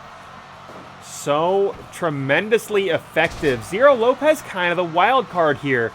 Despite how tremendously effective he has been in this deathmatch division.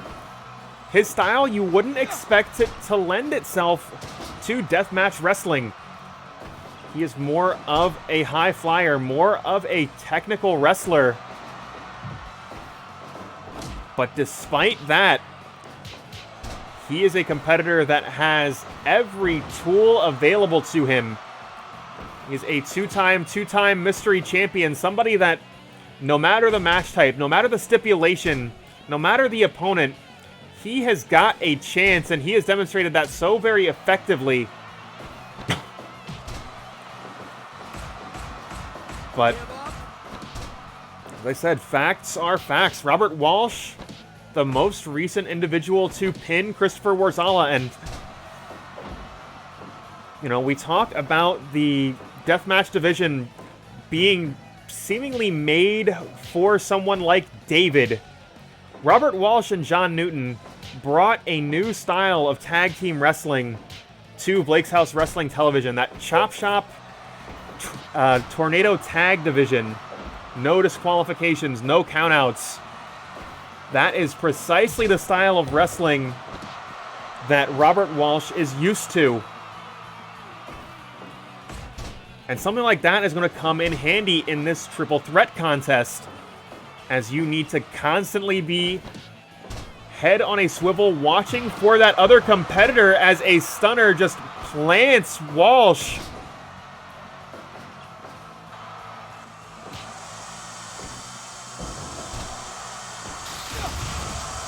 And it looks like Zero delivering one right back.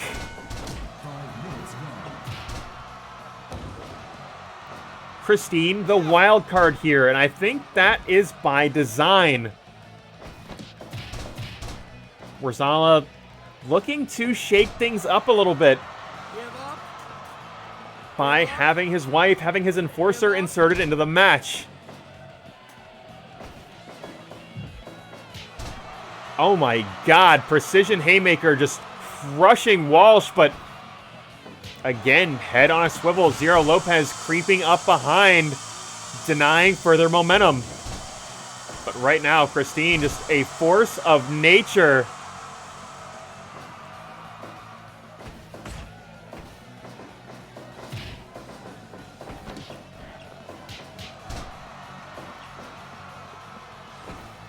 Walsh now trying to get on a path of his own, but Christine closing the door in front of him.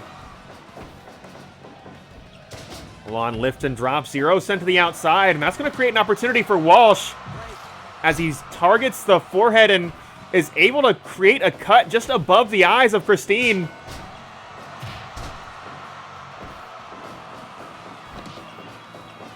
And again, that deathmatch style of Robert Walsh. Somebody that would be just as comfortable in a street fight as a wrestling ring on full display here. Choke locked in. Of course, no disqualifications in a triple threat contest. But hold on a moment here. Puerto Rican Destroyer. Zero Lopez in prime position, but Christine shutting it down.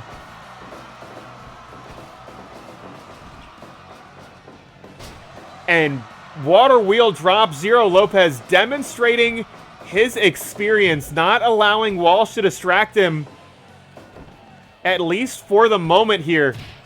Shote, and no, Walsh tipping that top rope, and Zero unable to make contact with that 450 splash. Nerve hold locked in, but Zero Lopez able to break the hold, and this match will continue. And Walsh just electing to wait, forcing Christine to use her own energy, use her own stamina to escape from that hold. Such a risky proposition, but so very effective when it works. Now, why assist your opponent?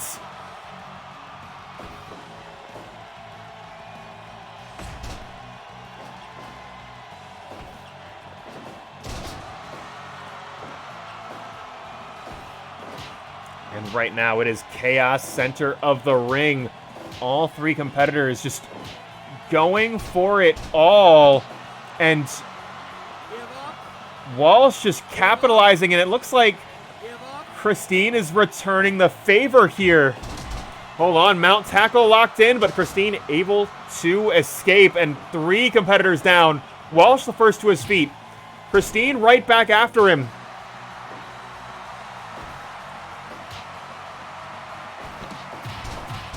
And Walsh just slugging it out.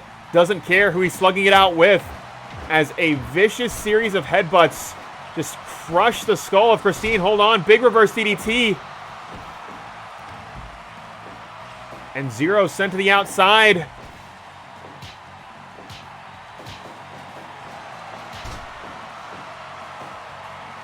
And a devastating series of punches, but none of these competitors able to maintain momentum for very long. It's so very difficult, as a huge double suplex sends Zero to the outside. It's so very difficult because just as soon as you've got an edge, the third man able to come in and shut it down exactly like that. I don't think Walsh saw Zero get back into the ring when he attempted to apply that nerve hold, and Zero once again sent to the outside. Walsh taking a moment to breathe. Zero in harm's way as a series of headbutts just collapse him to the mat, and Christine getting herself fired up. Could be going for that patented Warzala elbow cover 2. 3 count fall. And hold on, she's not done. One more time. And the enforcer to Christopher Warzala making a statement on his behalf. If you want to challenge for my championship, you've still got a ways to go.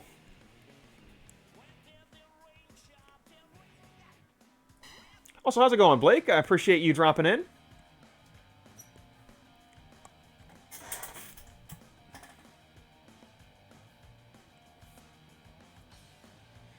Let's see here. Looks like we've just got a couple matches left on the card tonight. And coming up next, it is the Trios match.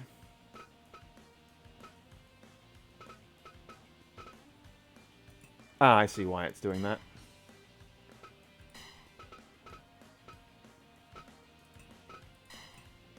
Oh, this is, I see why I didn't realize I wasn't in regular exhibition, because was not paying attention here. Here we go. Now I can make it a Trios match.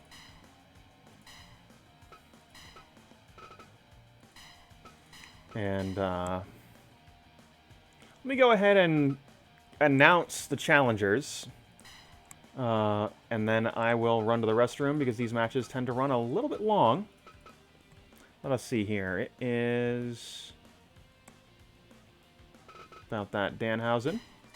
Very evil, very scary. It would make sense to do this in a different order, but I kind of want Max to be the anchor.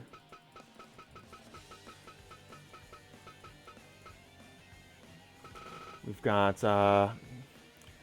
Abadon, a literal zombie wrestler.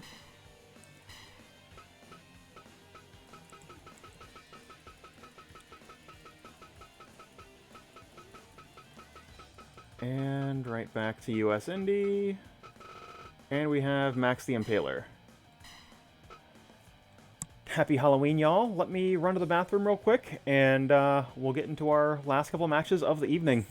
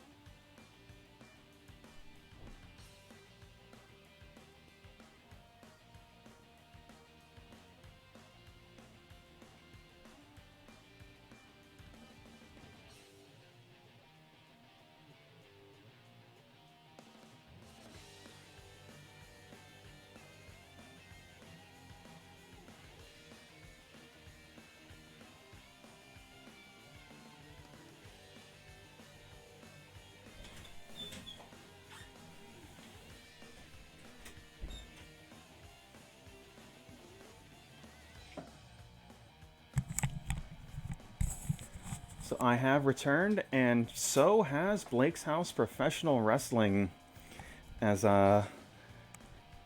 this very festive team led by the very evil, very scary Danhausen gonna be challenging Team Lake Mary for that King of Fighters Television Championship.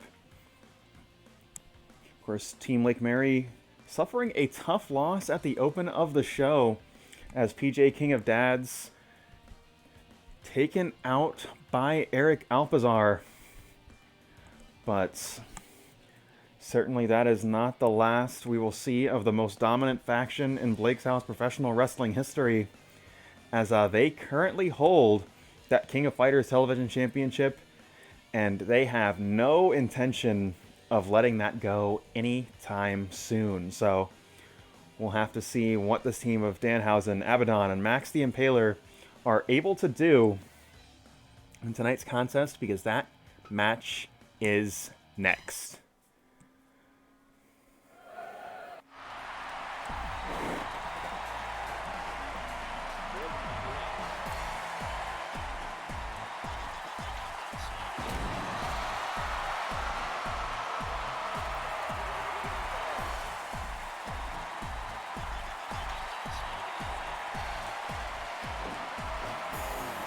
Happy Halloween, everybody, as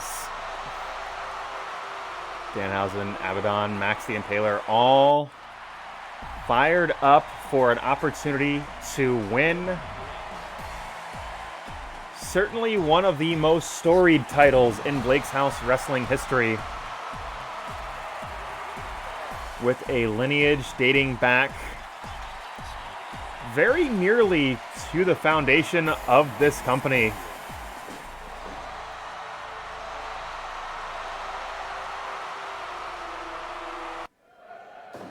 And right now it looks like captain versus captain. How about that Danhausen taking on Josh Kaiser?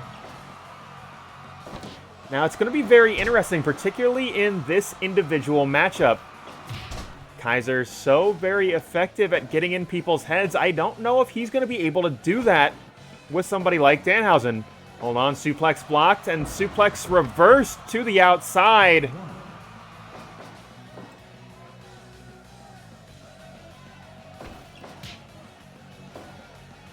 Wild shot, but not quite able to make full contact as Danhausen just charging him down. Flapjack and cutter combination, and right now here comes the pain, the brawler that is Brandon.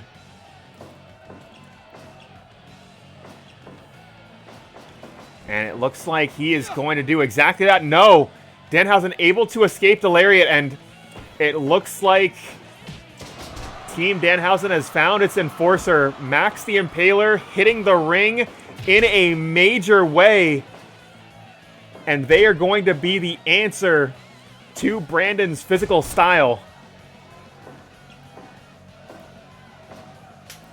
And it looks like Josh directing traffic a little bit, calling an audible, bringing in Jordan to try and outmaneuver Max here.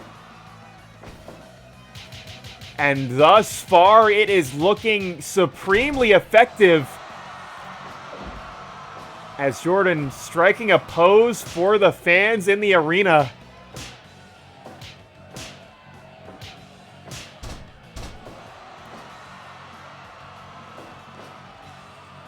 Jordan looking to pile on, but not quite able to do so. Reverses suplex, but no. Head just crumbling against those knees of Max the Impaler. And now here comes the living dead girl herself, Abadon.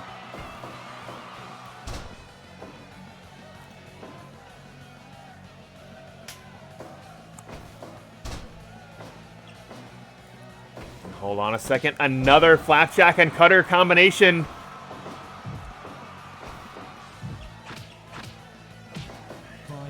And again, this is another opponent. Josh doing exactly what he does best. He wants to frustrate. He wants to embarrass. He wants to take his opponents off their game. But is that going to be possible here? Certainly only time will tell.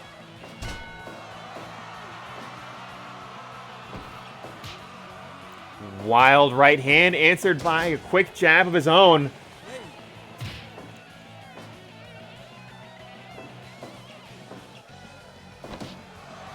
Abadon going for a cover, one, but only one. And again, just those lightning fast jabs from Kaiser. You forget sometimes just how effective a strategist he is at keeping the fight happening at the pace that he wants. As right now, he's got both arms locked. He's got half crab locked in, and Abadon struggling to slip out of the hold.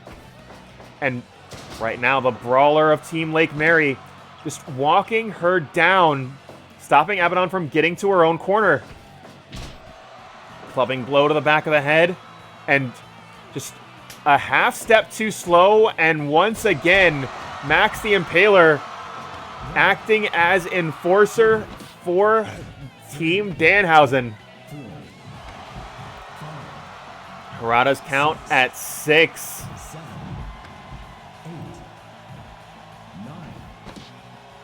And hold on just a moment here. Just a vicious series of strikes. And Brandon going back into the ring and once again doesn't seem to want to go head-to-head with Max the Impaler. Kaiser suggesting strength versus strength is not the way here, and so far his direction proving to be quite effective as a Meteora off the top just crushes Max the Impaler.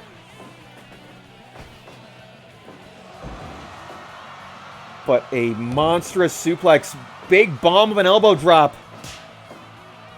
Answered back with a chop across the chest. And when in doubt, throw your body at your opponent, and Jordan doing exactly that, but Max able to get the last word in with that monstrous headbutt.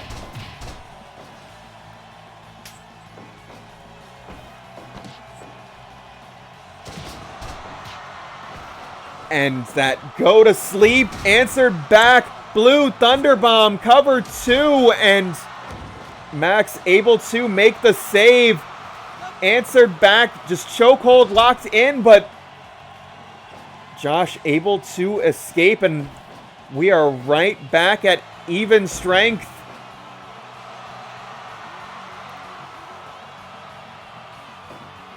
Josh trying to get himself fired up, trying to get the Blake's House Wrestling audience fired up. Back to basics, scoop and a slam. Both arms trapped, pressure applied to the neck and shoulders, but Josh able to roll away and out of the hold. Big cutter from Danhausen.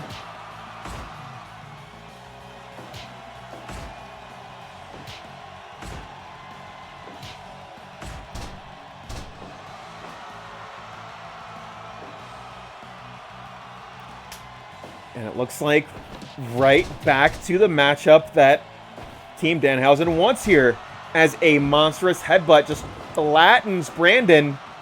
Max the Impaler just on full tilt here.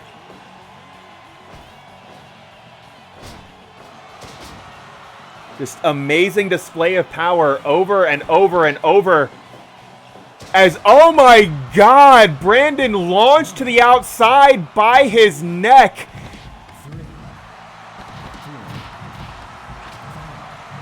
And that's going to clear out both aprons. And Abadon giving Brandon a taste of his own medicine. It is chaos on the outside. Harada has completely lost control of this match as Brandon answering back with bombs of his own. Arms trapped and series of headbutts from Max the Impaler. And Jordan may be busted open here.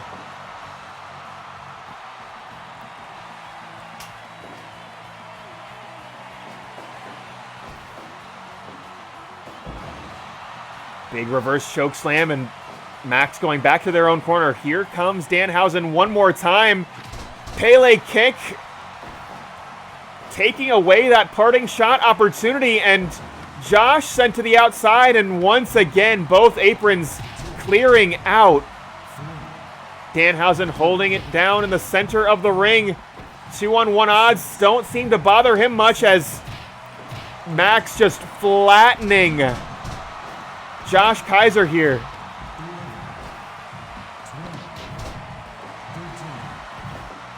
Hold on. Gory bomb just crushing the neck, and Kaiser in trouble. Harada's count at 18. Get in the ring.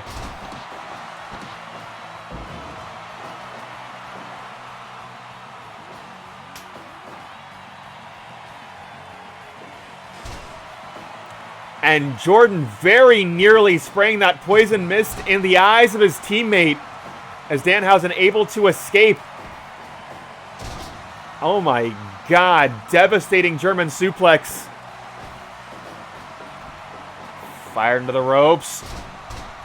And absolutely devastating Manhattan drop.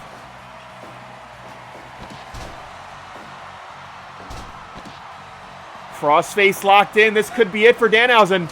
But no, Max the Impaler making the save at a critical moment, as Max and Abadon just crushing Josh one more time. Danhausen in dangerous territory as that buzzsaw kick takes the head off his shoulders. Massive diving elbow off the top. Slightly unorthodox offense from Brandon, but you could see that high energy from both of these teams. Both of them want this win so very bad tonight, and Max just dropping Brandon to his knees with a hard shot to the back of the head.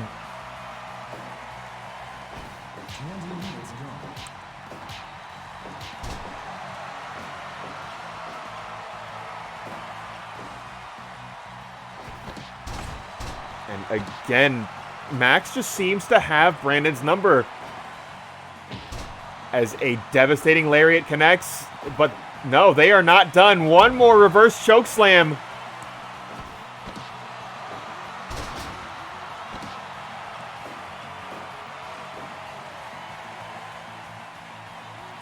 Brandon back to his own corner, and again, this seems to be the counter pick in this matchup that Team Lake Mary wants to focus on. But a devastating Northern Lariat seems to be the answer here. Hold on, Gory Especial.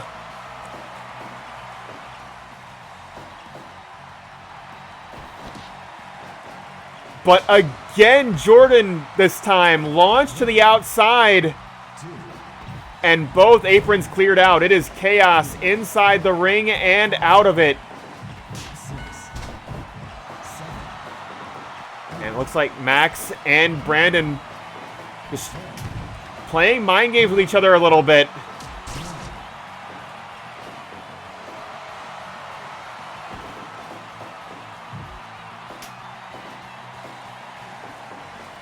Oh my God. Freight train colliding square in the chest of Jordan, and Abadon looking to extend that further. Just series of shoulder blocks, but hold on, Josh able to get the answer here, has it locked in, but Abadon escaping, but only for a moment. Brandon going for the cover, 2, 3 count fall. The first elimination going to Team Lake Mary.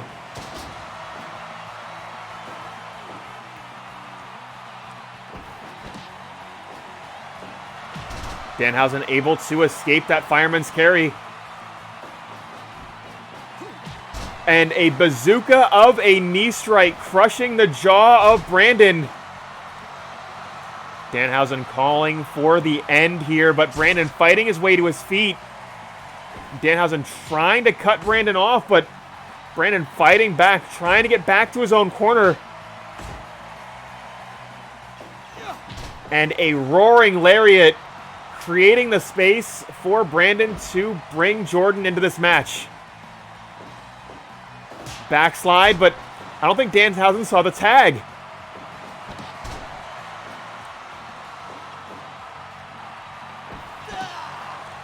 And that patented bear hug that has cracked the ribs, the backs of so many members of Blake's house, scoring another elimination.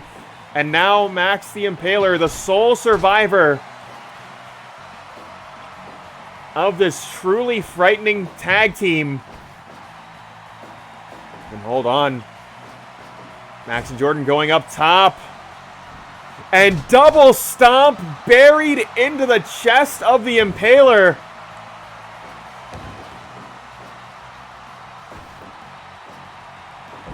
Reverse chokeslam one more time. Dragging Jordan out of the corner. Just, you can see that pool of blood. And hold on. They are firing up for a lethal spear. Goes for the cover. Two. But only gets two. That 3-on-1 advantage. Going to be so difficult to overcome. High and low. Max in the unblockable. And hold on. Rolling death cradle. Josh going for it all here. Cover. 2, 3. Count. Fall.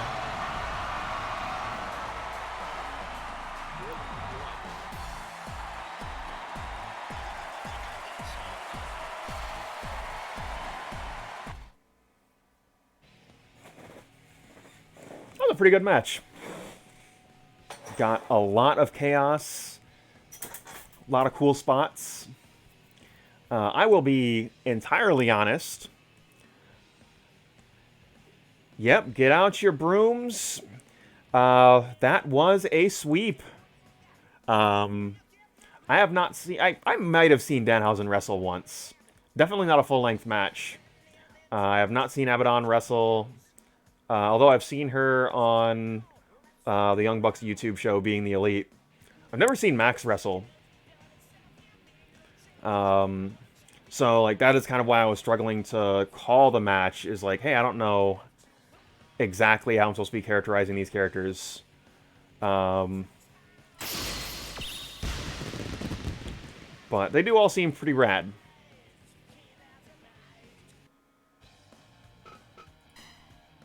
Turn elimination tag back off. We've got just a couple matches left for you this evening.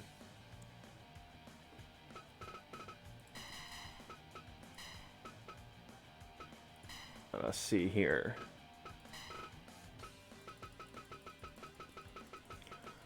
I recall a few weeks ago, before Team Lake Mary wrestled that championship away from the team of JJ Mondo and the Perlman brothers, there was one one-on-one matchup that I said we needed to see here. So this is a dream match opportunity made reality, as JJ Mondo going head-to-head with Kris Statlander.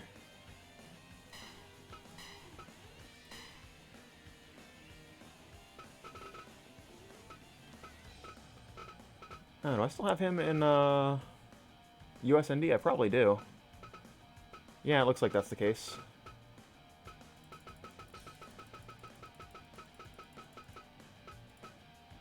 I do, in fact, still have Orange Cassidy in USND.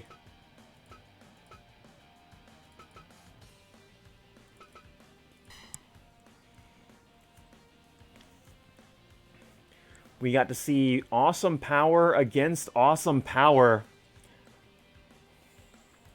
But so very rarely did we get both of them in the ring at the same time. And there are questions that are so very constantly asked in your schoolyard playgrounds and your internet forums. People always want to know, well, who was stronger? Well, tonight we'll be able to answer that question at least who was stronger definitively on October 31st, 2001. Is it going to be Kris Statlander, or 21 rather, or JJ Mondo? Well, that match is right now.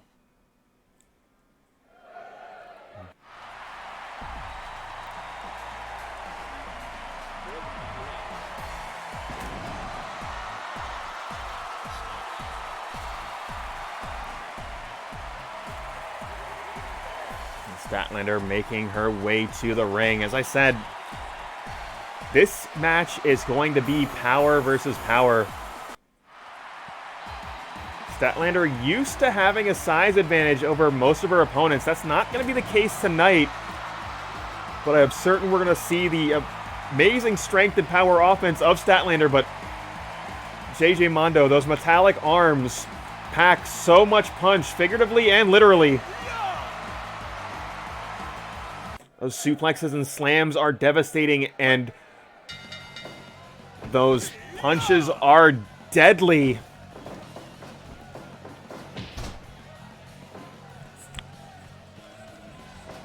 And it looks like both competitors just taking a moment here. You don't want to overextend. They both, at the very least, have shared a ring at least once. They know what the other is capable of.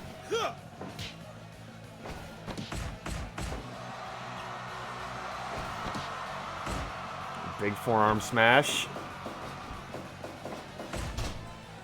And a back elbow as well. And JJ, about to say, in control, but Statlander just big headlock takeover. And of course, Orange Cassidy at ringside,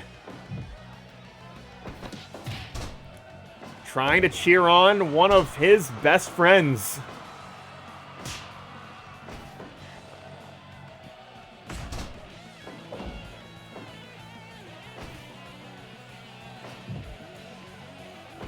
Right now, Statlander in control, trying to set him up on that top turnbuckle, but JJ said no. Suplex is blocked and sent to the outside. This match will continue on the outside, where those metallic arms just pummel the face of Statlander. Trying to fire himself into the corner, but Statlander able to slip out before that freight train could get started. And going high risk, big elbow drop doesn't find purchase, as Statlander able to roll out of the way.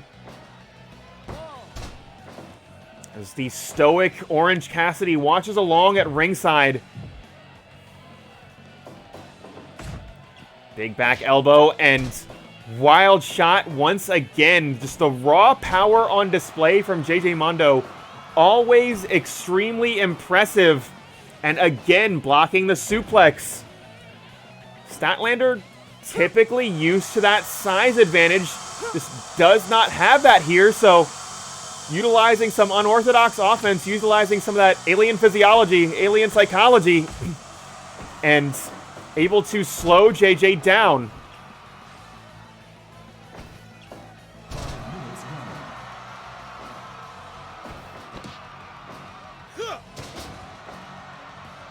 A monstrous jawbreaker and a bomb of an elbow across the chest, but only a count of 2. Statlander going for it one more time, and this time the suplex will connect, dropping JJ right onto the mat.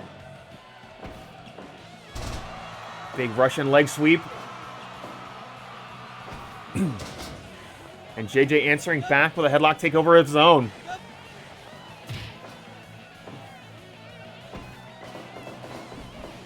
Stat fired into the ropes, and a big bulldog, putting JJ right back on top, and a devastating back fist, keeping it that way. And it looks like Statlander trying to stay in her own corner, but a delayed brainbuster just crushing the head and neck of Statlander, and Orange Cassidy watching on. You wouldn't see it on his face, but he is absolutely distressed. Cover 2. very nearly 3. Big forearm smash. JJ to his feet first. But no, both of them just taking a moment. As I said, neither of them want to overextend, and that is exactly what's going on here, but JJ Mondo absolutely devastating belly-to-belly overhead suplex, sending Statlander to the floor. Jawbreaker one more time.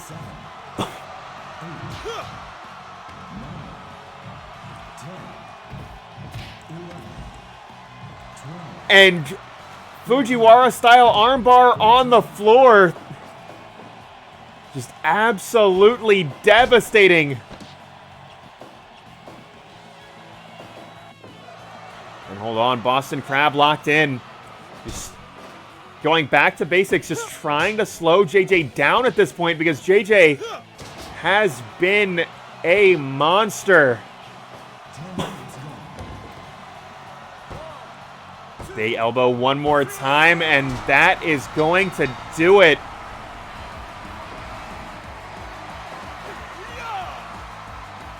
JJ able to pick up the win decisively in one-on-one competition.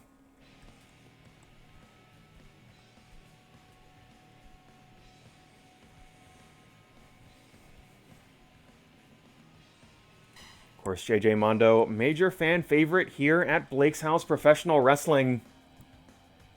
We see an opportunity to make a dream match happen. We absolutely want to be able to do so. And JJ getting his hand raised at the end of the night. Holding court for Judgment Professional Wrestling, but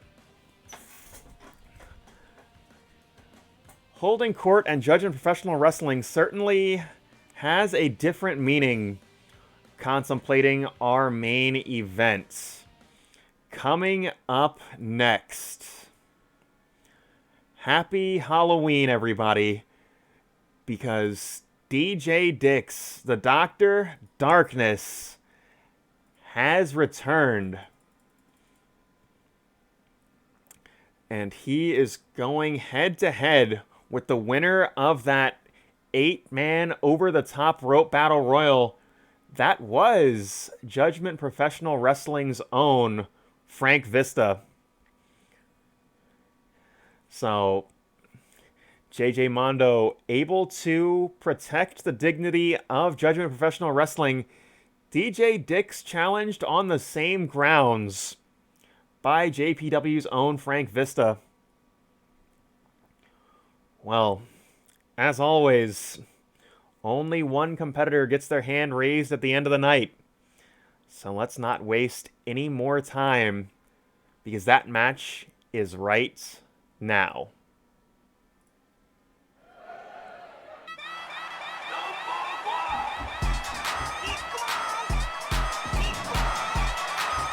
And DJ Dix charging to the ring.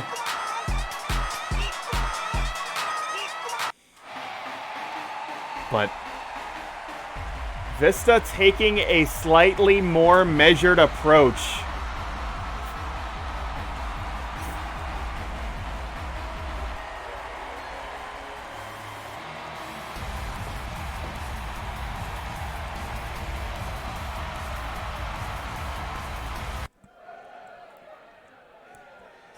We have not seen DJ Dix in a Blake's House Wrestling ring in many, many months.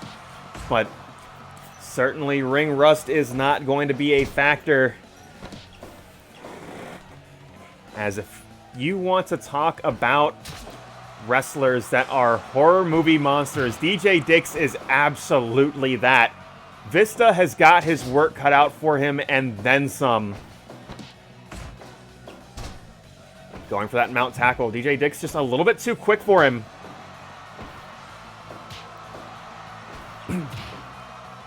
And right now, it is a slugfest. Both of these competitors in a hockey fight. But that is a fight that DJ Dix has won and very well may win in the future. But belly-to-belly overhead suplex just sending DJ Dix flying. DJ Dix having absolutely none of that, spinning through the mist. Frank Vista showing he has got a lot of tricks left that we have never seen before. Series of European uppercuts has mount position and just dropping bombs on the face of DJ Dix. And one more time, a series of European uppercuts. DJ Dix slipping out of the way of that big lariat, but right now, Frank Vista keeping up the pressure, and he knows exactly how important that is. Vista is a very smart competitor. He knows he cannot afford to let DJ Dix get started, but DJ Dix forcing the issue. He will not be denied. Big overhand shot. Answered back with a picture-perfect snap suplex. Back switch, and DJ Dix just throwing his weight around, quite literally shutting down Vista. And hold on. Airplane spin applied. DJ Dix playing the hits here as an Olympic-style slam will connect, and this match is going to continue on the floor. And Vista with a series of wild shots, and hold on just a moment here. DJ Dix, he's had enough.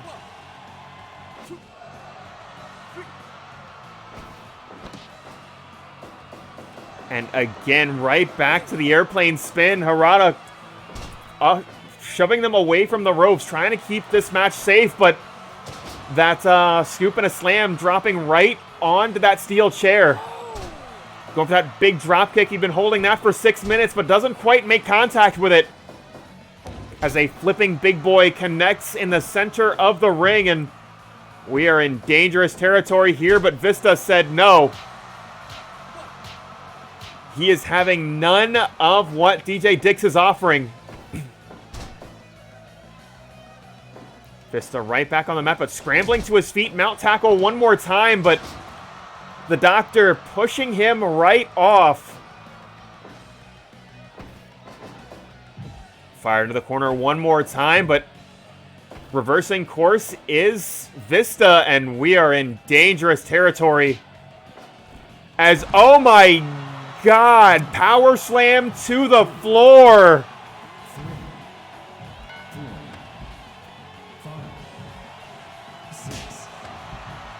And Frank Vista is on fire. And DJ Dix, oh my God, chair colliding right with the back of Frank Vista, but Vista standing tall as if it never hit him. Belly to back overhead suplex, and once again, Vista standing all alone in the ring. But turnabout is fair play as DJ Dix standing alone himself this time. And hold on a moment here. That airplane spin powerbomb cover 2. And very nearly getting 3, but a slam from Steel City is the return and going for the mount, but DJ Dix able to escape.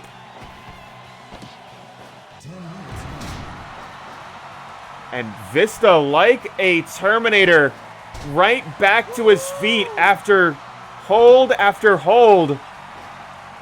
He will not be denied. Oh my God, that's such a long way from the rope. Diving elbow going over 10 feet, but it's still not enough. Belly to back overhead suplex again, and Frank Vista standing tall, alone inside this 20x20. Series of shots, but hold on. That airplane spin powerbomb, that could be it. 2, 3, count, fall.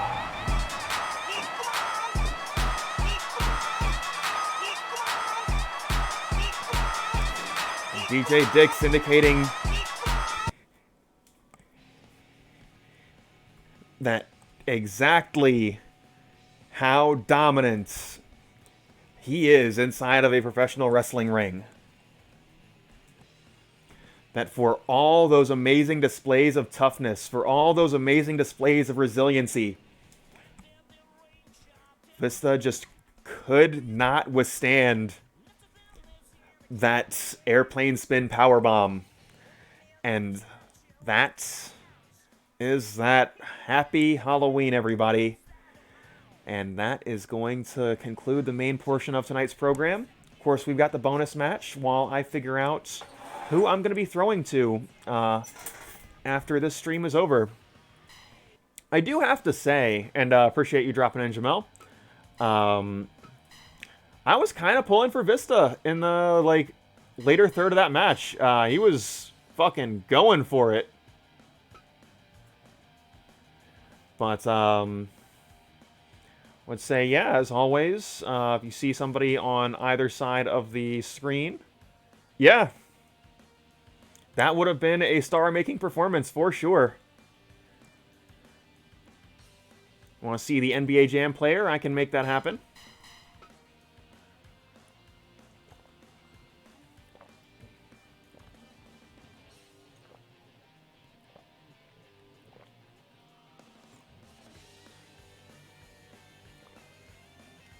Wild cast of characters on the right side of your screen here.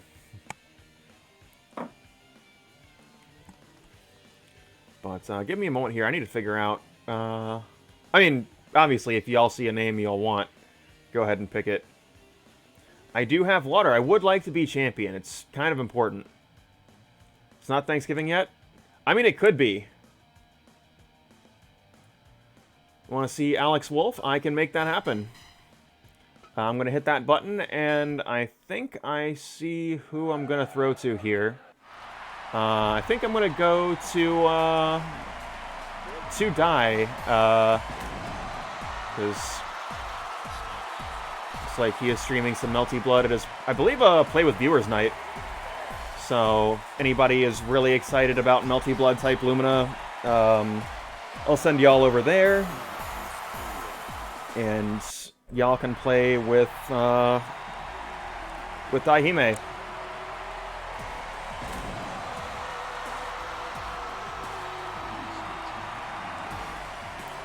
I legit forgot that he was Insanity. I forgot that stable existed. I'm gonna be real with you.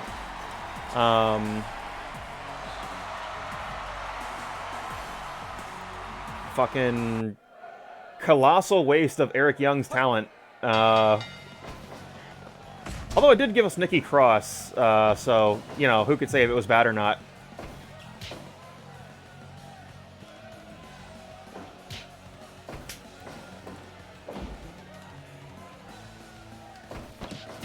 Went to high school with a guy named Alex Wolfe. He was not American professional wrestler Alexander Wolfe. And worse still, he was British. But just an amusing anecdote, I think.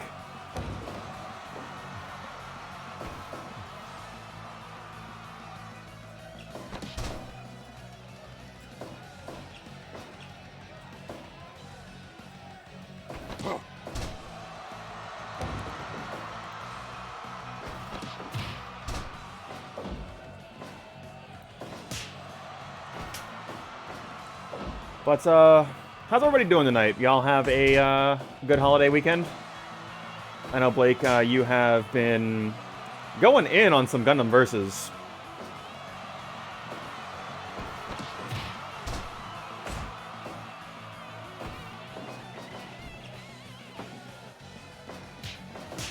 Is that alright? I mean, it's pretty good. I did see you were playing that. I mean, it is, that is a game set in fall. You can simply play Night in the Woods.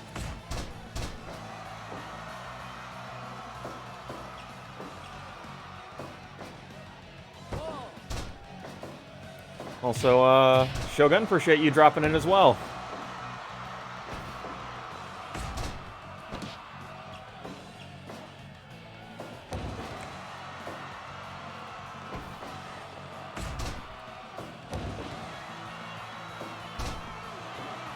hit Halloween or in, It has, but hey, it is always cool. Like, hey, there is no obligation to be watching my stream, right? There is a million different things you could be doing on a Sunday night, and I'm happy you choose to spend some of them here with me. Hope you're having a good time.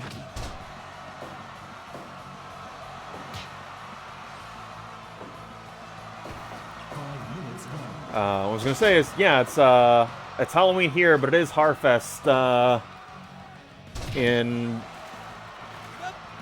Night in the Woods.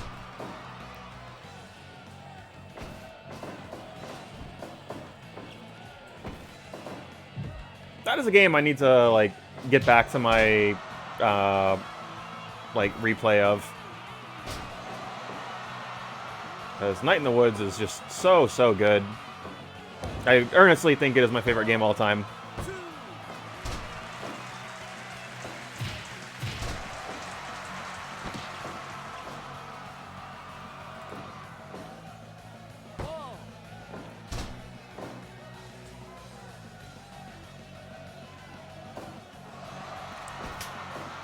I feel like...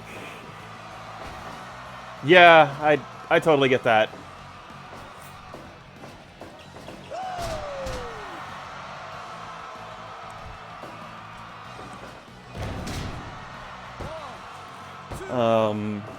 At some point, you should probably check out We Know the Devil. Because the question that you're asking yourself is literally the premise of that video game.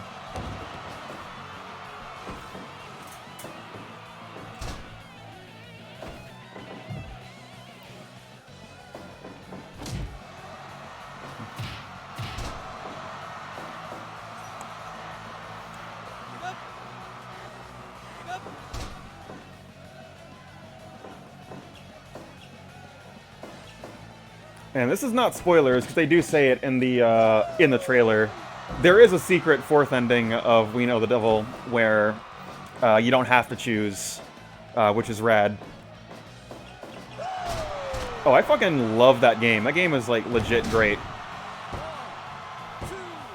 Like, it's a fucking punch in the gut that resolves in about an hour, which is, like, delightful.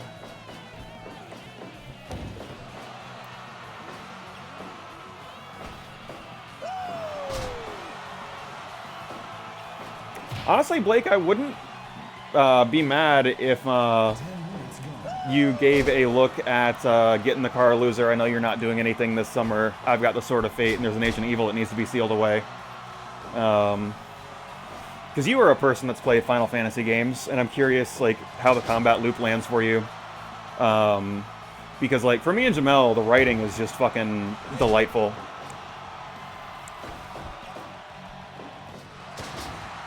And the DLC does have a crossover item. You can have the Scout's radio as equipment. I mean, the NBA Jam player has to, like, have a lot of theatrics. That game is fucking wild.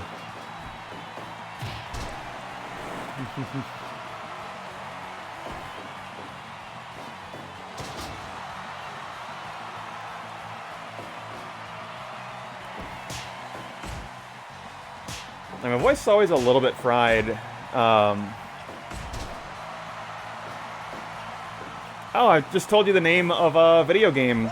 It's the game that Christine Love made after she made My Twin Brother Made Me cross-dress as him, and now I've got to deal with a geeky stalker and a dom beauty who want me in a bind, or a lady killer in a bind. That was the game she made before she made Getting the Car Loser. I know you're not doing anything this summer. I've got the Sword of Fate, and there's an Ancient Evil that needs to be sealed away.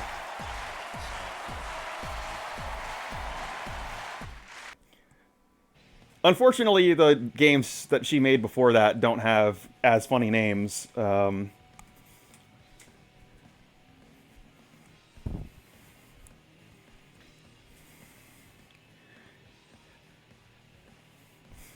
I am somebody that has a fucked up brain, is the thing.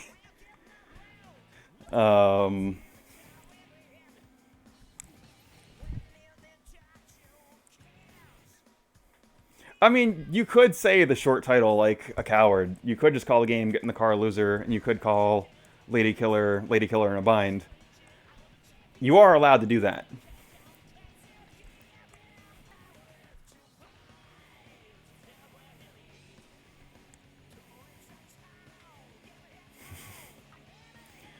But yeah, I know you've got like a million things that you've got in your own streaming schedule.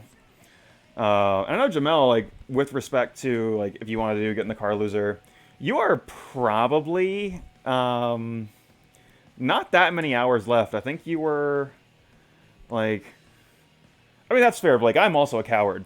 I think you were at like 1,600 kilometers. I think I hit the last boss at like somewhere between 21 and 2,400. But that like that distance marker is a little bit flexible depending on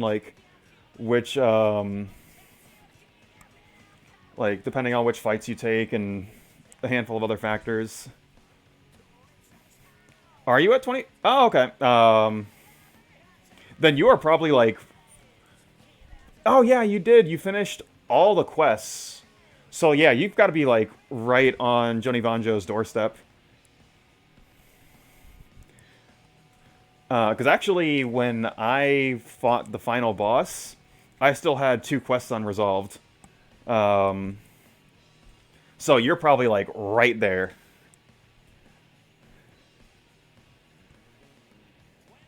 Yeah, it's possible I just misremembered what mile marker you were at.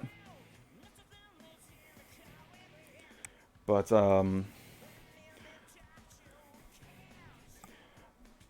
regardless, I think I'm going to start winding down here. Just as a heads up, I'm taking next week off. It is my birthday weekend, and I choose to not work on my birthday. There might be some sort of a stream. We'll see, but it will not be a wrestling show. Or at least not a wrestling show in this capacity. Who could say? I have learned to not count anything out. What am I doing for my birthday? I have no idea. That is the beauty of it. I have genuinely no idea. I do intend to play Guilty Gear, and Orange Juice wouldn't be bad. I just bought another DLC character for that game like last week. She looks fucking goofy. So yeah, I'd be super down to play that next weekend. So probably some of that. I think I'm going to force some of the Blake's House guys to watch an episode of Columbo. Maybe 2 episodes if I'm feeling extra frisky. And gonna hang out with Jamel over the weekend because I need him to help me fix my costume for CEO, and he needs me to help him fix his arcade stick for general video game reasons. So, and I think I've got lunch plans with one of my friends at some point that weekend, so it is entirely possible I have already overbooked next weekend. Who could say? But it's going to be a 3-day weekend because my company gives me my like birthday off. Yeah, should be. So like I said, there's not going to be a wrestling stream next week, but hey, if we're doing Orange Juice or Guilty Gear, I might throw that on in its place. But as always, anybody that is new here, we do this most Sunday nights at 7:30 p.m. Eastern Time right here at twitch.tv/FerrisCindy. It is a weekly episodic wrestling show, which means we do keep continuity week to week. But I would like to think I do a pretty good job of keeping people informed of what the storylines are, what the histories are, you know, why people are in the match and what's going on in the match. So if it is your first show or if it is your 100th show, you are going to have just as good of a time. Feel free to tune in 2 weeks from now and be the judge of that yourself. And for everybody that this is not your first time here, thank you so much for coming back. The reason I do this is because somebody watching is having a good time. So I very much appreciate you guys coming in, hanging out with us, and watching a little bit of wrestling. Getting excited about the matches that are on the screen. Getting excited about the storylines as they develop. That is absolutely why I do it. Thanks, of course, to the Gatekeeper, who has provided a great deal of characters and co-written some of the storylines. The entire Judgment Professional Wrestling stable is kind of his baby.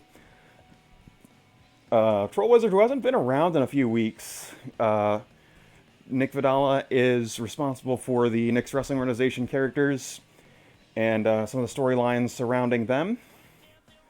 Olivia Holloway,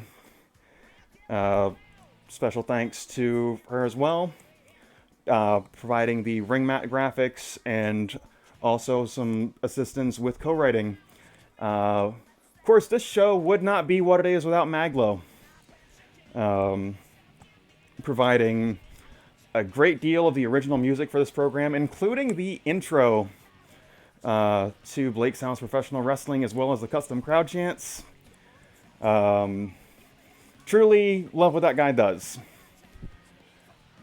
And of course, special thanks to all of you for continuing to stick around.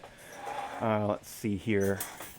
I am going to set up here. Yeah, let's go ahead and throw to die.